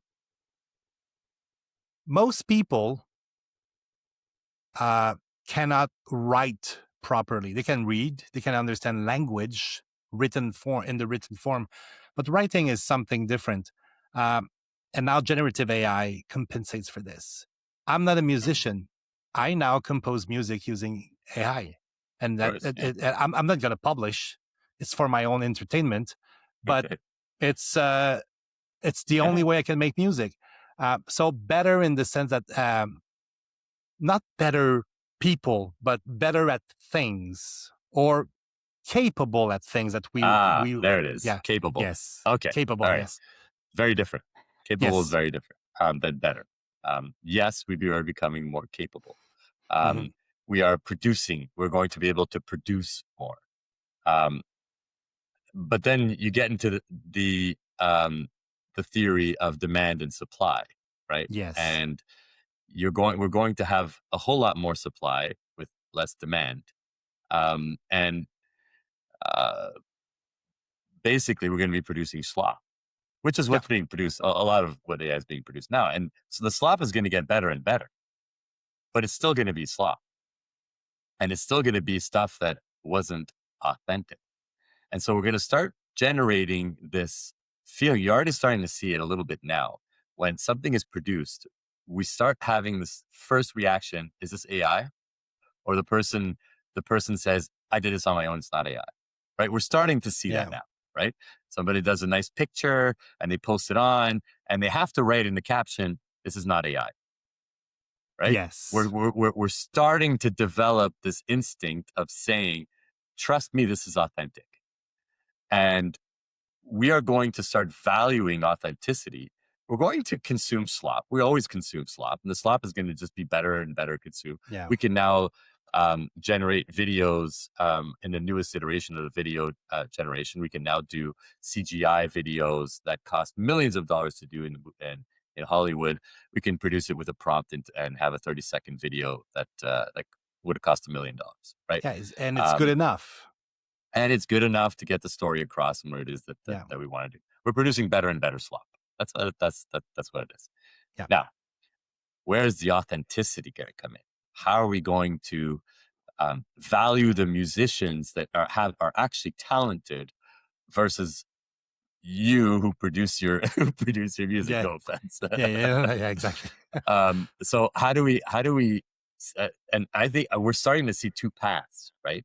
And I believe it's only going to become more and more polarized, where you're going to get the purists that are going to say this is just based on my talent, and you're going to get all, everybody else that wants to get into that game, whether it's photography or paintings or music or art or cinematography or whatever, and say, hey, I can do that too, right?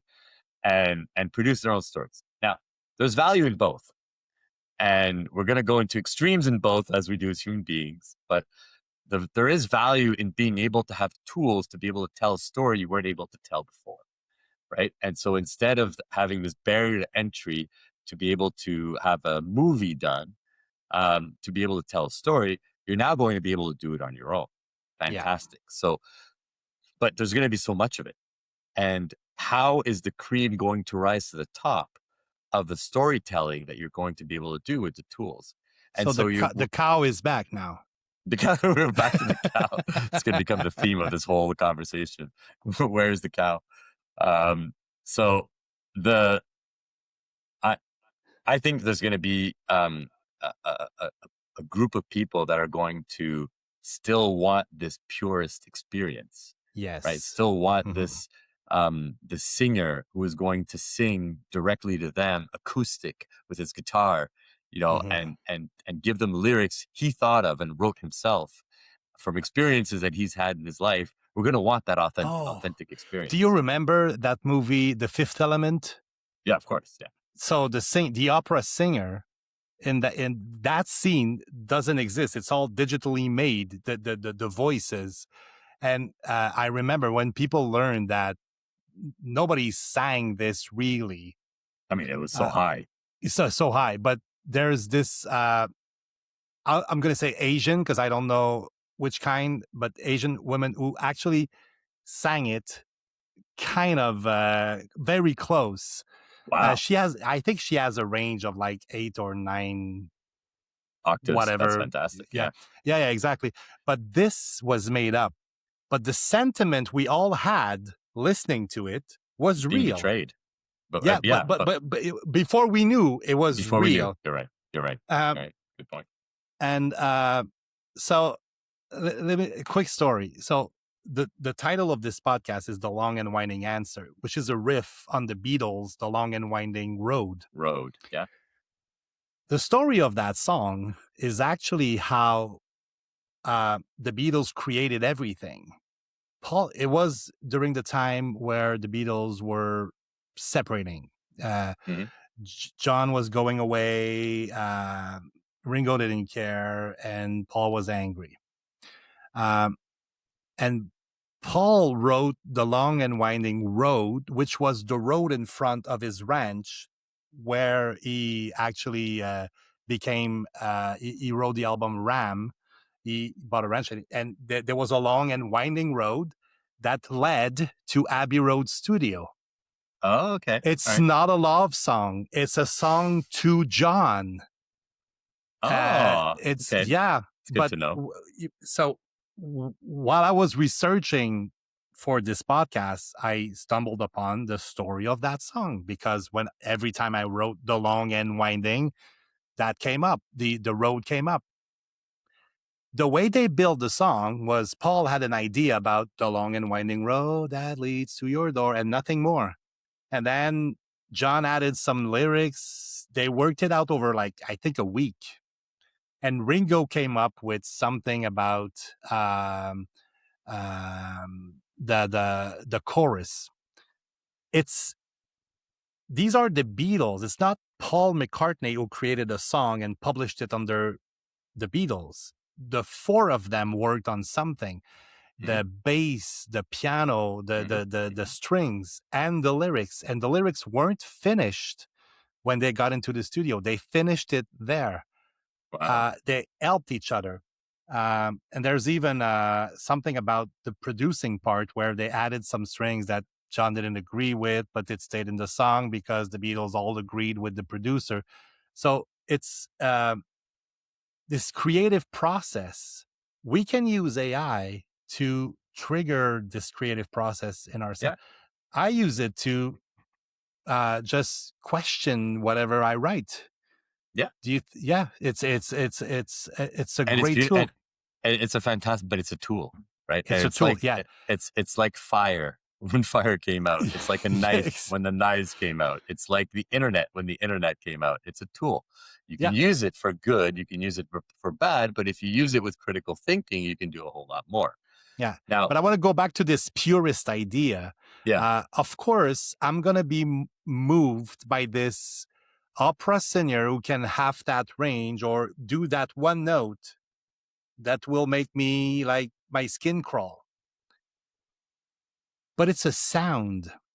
I know it comes from her chest or throat or mouth, and it's a lot of work. It's a lot of work to have produced that one note. Uh, but the sound digitally made is as beautiful. The sound mm, itself, the sound wave, if you record the I two, agree. Yeah, yeah, but we give it more authenticity if it comes from a human, I think this feeling will fade away.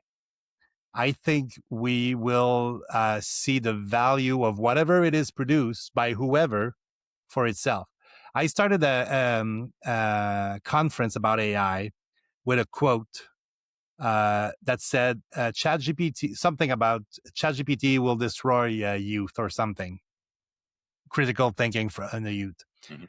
That literal quote was from Socrates, who said, writing will kill critical thinking in our youth, like This is hilarious. 2000 years ago. I just Sure. changed writing with ChatGPT, and everybody agreed with me when I Hmm. said this. But when I said, Hmm. no, no, no, no, the real quote is Mm, writing will nice, kill critical nice thinking bait, into you. nice bait and switch. That was good. Yes, I know. I'm good with this. uh, and if Socrates, who's like one great philosopher, thought that writing was bad, it's normal that we think that ChatGPT and the likes is bad, but it might not be as bad as we think. Right. So it's beautiful because your optimism and your positivity about people permeates through everything that you do, including technology, including, and it feels, I I feel like refuse. I refuse to be negative. you refuse to be Yeah. cynical, and it's beautiful. Mm. And I feel that the older I get, the more cynical I become, and Yeah. the more I see that uh, most people are just out for themselves, right? And Yeah. but it's not. It's refreshing, man. I'm telling you, like your long and winding road moment is definitely necessary in our world today. But I do sometimes get this idea of cynicism there, and technology has proven that it's going to be used for good and it's going to be used for bad, Yeah. and it's human nature. We have N- both n- sides of us that are, nuclear power. Nuclear yeah, power. yeah, I agree. Power. Everything. Not missiles. Power. Yeah, yeah, yeah. It's a great example. And by the I agree. way, there are only two bombs in the history of humankind: Hiroshima That and have gone off. Nagasaki. That Yeah, have gone off. nothing Yes. else. Yeah, exactly.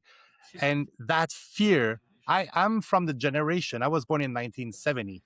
Uh, in elementary school, we still had drills about nuclear Mm, attacks. mm, I did the last one, I think, in 1982. And it was traumatic. mm. And Well, it's like the kids in the U.S. for yeah, the gun drills that they do. yeah, It's got exactly. to be traumatic. Yeah. Or the kids in Sarajevo in the 80s with Hmm. the Hmm. Yeah, sniper would could like take you out. Uh, we're a very resilient species, we are. and I think that's why I'm so positive. We went through Dude. You're right. so much. Yeah. But also we keep repeating ourselves, Oh, of and course. also we can predict the future just by looking at the past. Yeah. Yeah. And so Totally. and also people don't really change. So No. No. and and People People can do all the change over generations, but yeah, single-handedly, no, we yeah, don't. but Yeah, human nature itself doesn't change. no, We you know you can trace back throughout history the decisions and the things that were made, and you can look at today and you can say, we're not learning. yeah, We're we're pretty we much have the same. we have Paleolithic brains with medieval institutions. And now with more technology, Oh yeah, a lot of technology. so Uh, we can enable it a lot faster. Very fast. There you go. I quote this all the time. But when we invented, I like to say we, by the way, the royal we.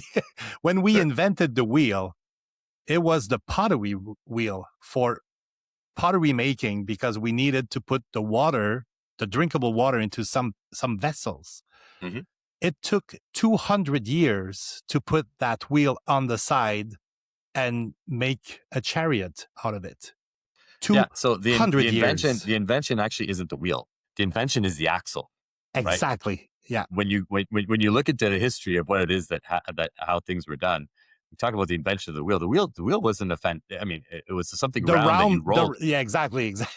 Okay, that's Yeah. that. Oh, that's the brilliance. And like you said, Is it the did take axle. 200 years to develop the mechanism for is an axle.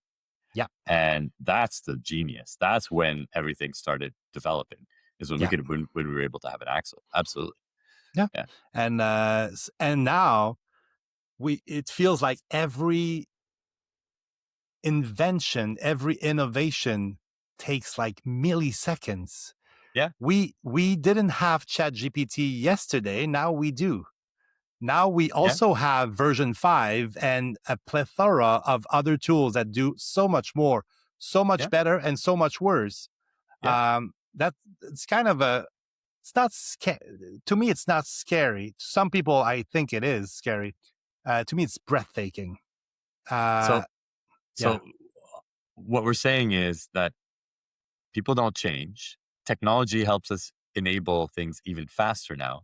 So I'm going to postulate that AI and all the rest of the technology is coming because quantum is coming as well. I've been in quantum Oh yeah, too. we didn't mention And quantum, so but yeah. I've studied quantum as well in the last 2 years. It's been a part of my projects and things that I've done, working with quantum companies as well right now.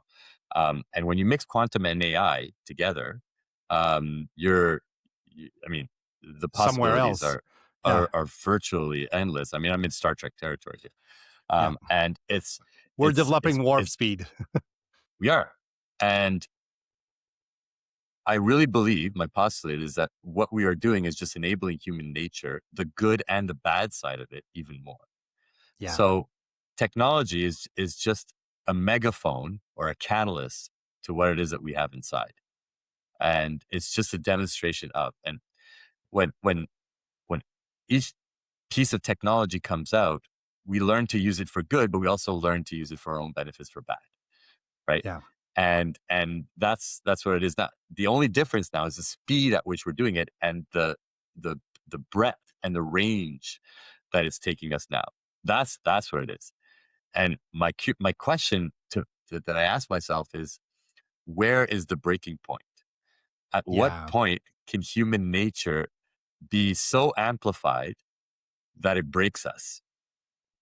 Or will the positive, the good, outweigh the bad? Right. And so what we're There's doing is we're racing towards that right now. And I'm and contributing to it. of course. And what if we cure death? That's a bigger problem than AI. It is. And some people are working on it. Yeah, I know Ray Kurzweil at Google is working hard at this because he wants to speak with his father again, which is kind Mhm. of nice. But this part uh, makes me a little bit more uneasy. But that's still just an amplification of human nature. We've It always is. had in our It is. in our desire, in our soul, the idea of eternity, Yeah. right? Well, yeah. Whichever way you want to position it and put it, we've had this idea that we want to be able to live forever. We want to have an eternity that we don't Mhm. want things to end, right? Yeah. Yeah. We can't say this can't just be it. We want more. We want it to keep going. And we have movies about this, and we have stories about this, Yeah. about and going back in time and time loops and going into the future and living forever and Highlander, there could be only one, right? Yes. And all those things, right? And it's cool. It's nice to think about it, and but it's part of our DNA. It's part of who we are. It's part of our soul DNA. We want eternity somewhere, somehow. And so now you have potentials of technology giving some power, some perception of power to be able to do this to some human beings. They're going to go for it, obviously, Yeah. Of right? course. So we Of want to be course. able to use technology. Again, technology is just amplifying everything we have inside us that we want to do, the good Yeah. and the bad. So The good and the bad. Exactly. That's exactly right. And what if, and not what if, what of all these atypical minds that we're part of? Uh, let's say, let's just focus on geeks and nerds for a moment. my favorites, Yeah, my people. my Um, people. uh, what's the role of the geek in the AI era? I think that we're becoming more essential just to explain technology and, like we're doing now, but also as producers Right. of knowledge and technology. Um, We weren't that important in the I'm trying. 70s. No, no, but Bill Gates made us really cool. So Yes. yeah. um, this is not going to be popular, but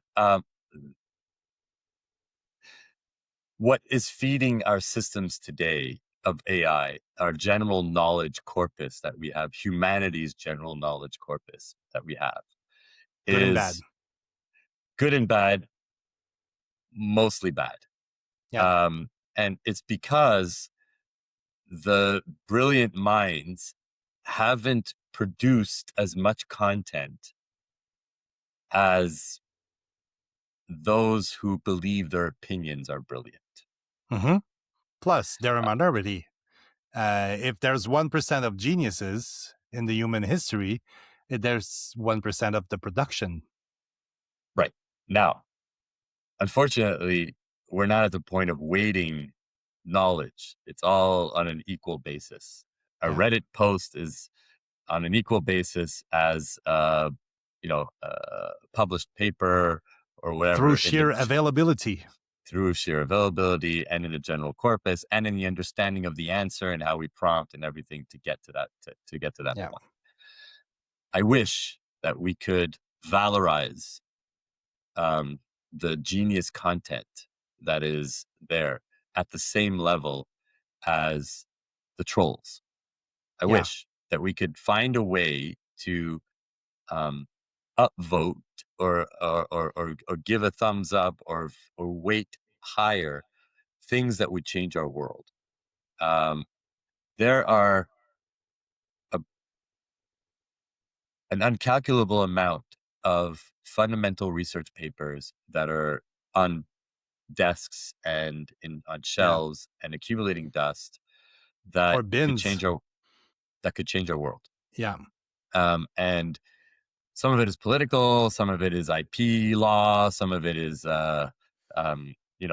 protecting other IP so that this IP doesn't come out. There's a lot of different reasons as to why that is, but I I've seen it firsthand. Real world-changing fundamental research is hidden Yeah. and or is not being promoted to the same level as everything else that is being promoted. Imagine if that was the case. Now, the iPhone you have is the fruit of 200 to 400 fundamental research papers. Yeah. That's the iPhone that you have. Yeah. We smart people were able to bring together fundamental knowledge and build something out of that we use today. A computer. What we're talking on right now is thousands of fundamental research paper that we're able to contribute to that, each in their own little way. How A do we small valorize that? increment of advancement of But innovation. and that's what Yeah. science is. That's what innovation Yep. is. It's small Yeah. increments. There's It's there's not this concept of what is it? It's adjacent possibles. Hmm. So you cannot invent AI in 1714. That was impossible because we Hmm. were lacking the increments of knowledge that we now have. Yeah. And the exponential feeling that we have is because we have all of that knowledge. We have the wheel, the axle, the pottery, and all the rest between 7,000 years ago and now that I can create an app using Claude AI in minutes. I'm not even a developer. Yeah. Yesterday, I fixed a problem I had on LinkedIn with Claude AI. We actually hacked LinkedIn together Good for you. legally. This brings um, great power to more people. And as us nerds know, with great powers come great You're gonna quote responsibilities. Spider-Man. The famous Uncle Ben quote Yeah. to Peter Parker. Yeah. But it's true. It's true. We have that responsibility, and I'm not sure we can control it anymore. We're if we're banking on the human nature, The stats are not good. it's not looking great. But I refuse to think we're going to But go it that. just puts more emphasis on the importance of rising above and Yeah. the importance of being and to close this conversation on AI, it puts the importance on what is AI not producing Yeah. and how can we keep our humanity throughout this whole AI revolution and technology revolution and what it is.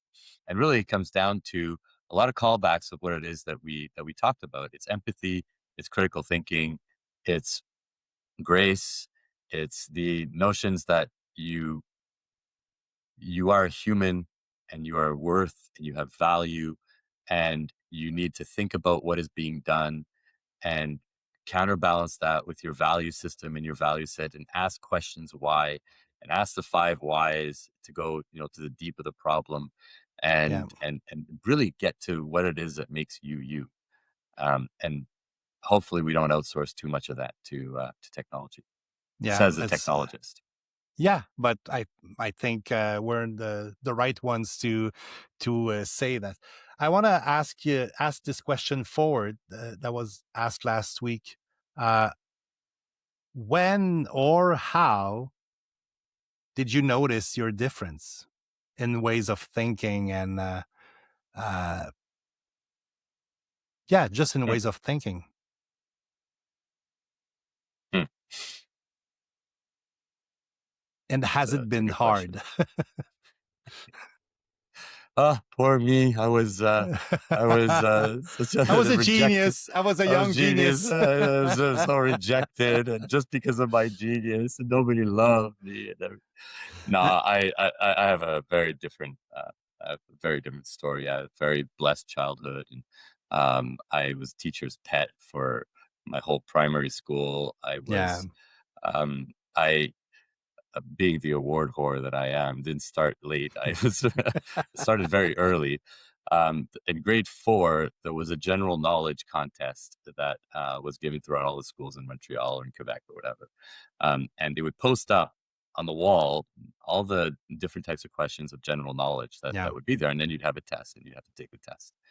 Um, and I wanted to be first. Like I wanted to win this thing. Like this was important for me for some stupid reason.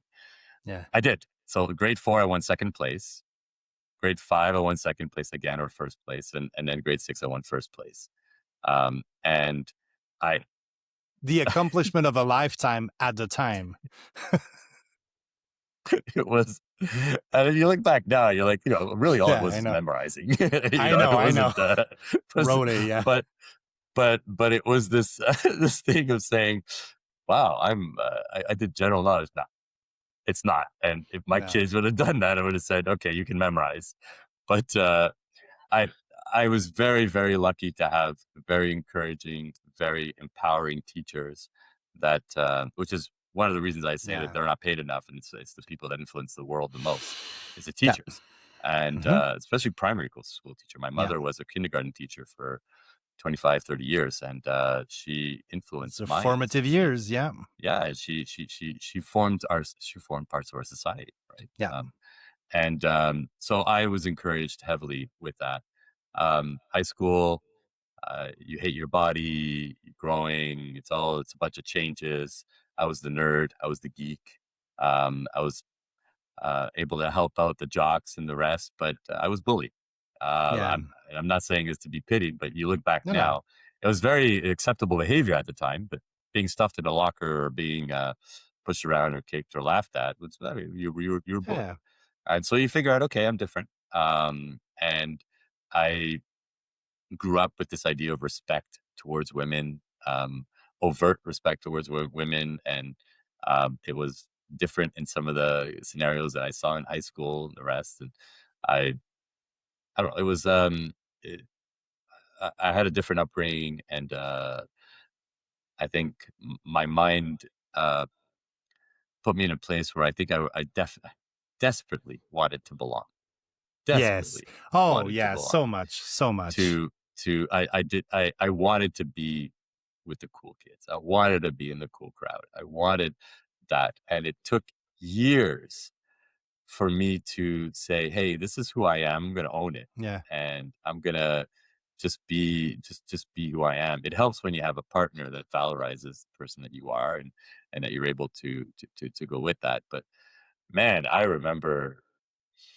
chunks of my youth was desperately trying to belong and Oh, yeah. desperately trying to be uh, to change myself to be with the cool kids. Yeah, absolutely. Yeah. Yeah. I wanted to be cool. Anyway, you want to be cool, but when you have children, they don't think you're cool, or you were. So, No, that's a very humbling experience too. yeah, it Yeah, is. especially when you have one of them that inherits your extremely dry and sarcastic sense of humor, and amplifies it Yep. dramatically, and Yep. becomes dark noir humor, Yeah. and puts it back on you. You're like, ooh, okay, this is my Yeah. karma. Yeah. But that feeling of wanting to be the with the cool kids, not the cool kid, but with the cool kids, Yeah, I think just to is be accepted, prevalent. Yeah. to Accepted. belong. Yeah. Yeah.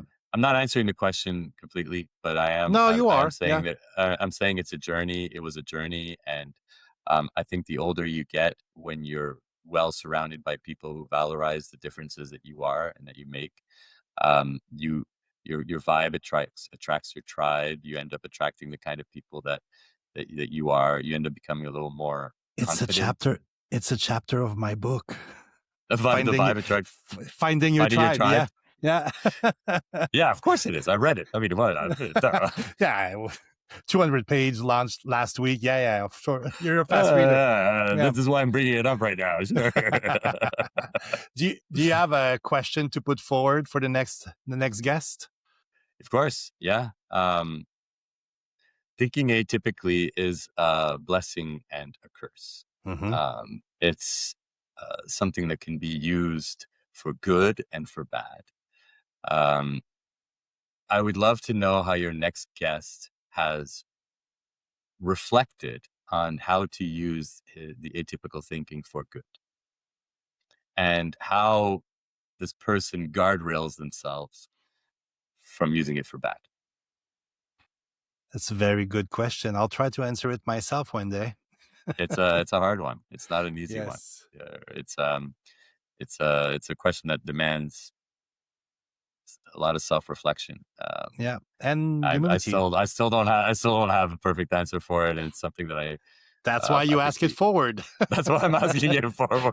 Come on, let's see what the other guy's got to say, so I could judge him and say, "Oh, that's awful," Or steal. Or steal. or still. Hey, Jean, that was a fantastic conversation. Thank you very much for It your always is, Chris. It always openness is with you. and your generosity. Thank you very much. I'm blessed to count you as a friend. And Same. I want to say, and to those that are listening, Chris puts into practice his empathy. My wife got cancer 17 years ago, colon Mm. cancer. And for those who know me, they know that I am awful in the kitchen. And Chris knew that. And my boys were 5, 3, and 6 months. I remember. And Chris came over with Annie and cooked us a 5-star Hmm. Michelin meal. That was I still remember that, and it gave us a little bit of respite on that night. And you, you, it was, and we still talk about it to this day. About how 17 years ago you came over and cooked us this meal that was really touching. And so Thank, when he says he's empathetic and he cares, he he really does care. thank And you. so Thank you for saying this. And I remember a year after, you were both at my birthday party. Not well yet, but better. And yeah, I'll just say it, even though it's cursing, but yeah, fuck cancer. yeah, Yeah. yeah, amen, Yeah. amen to that. Thank Yeah, you that was very a tough one. much. Yeah, we should Thank do this more often. We don't have to record every anytime, time, but yeah, thank you very much, Jean. anytime, man. It's all See good. you. All right, see you soon. Thanks, bud.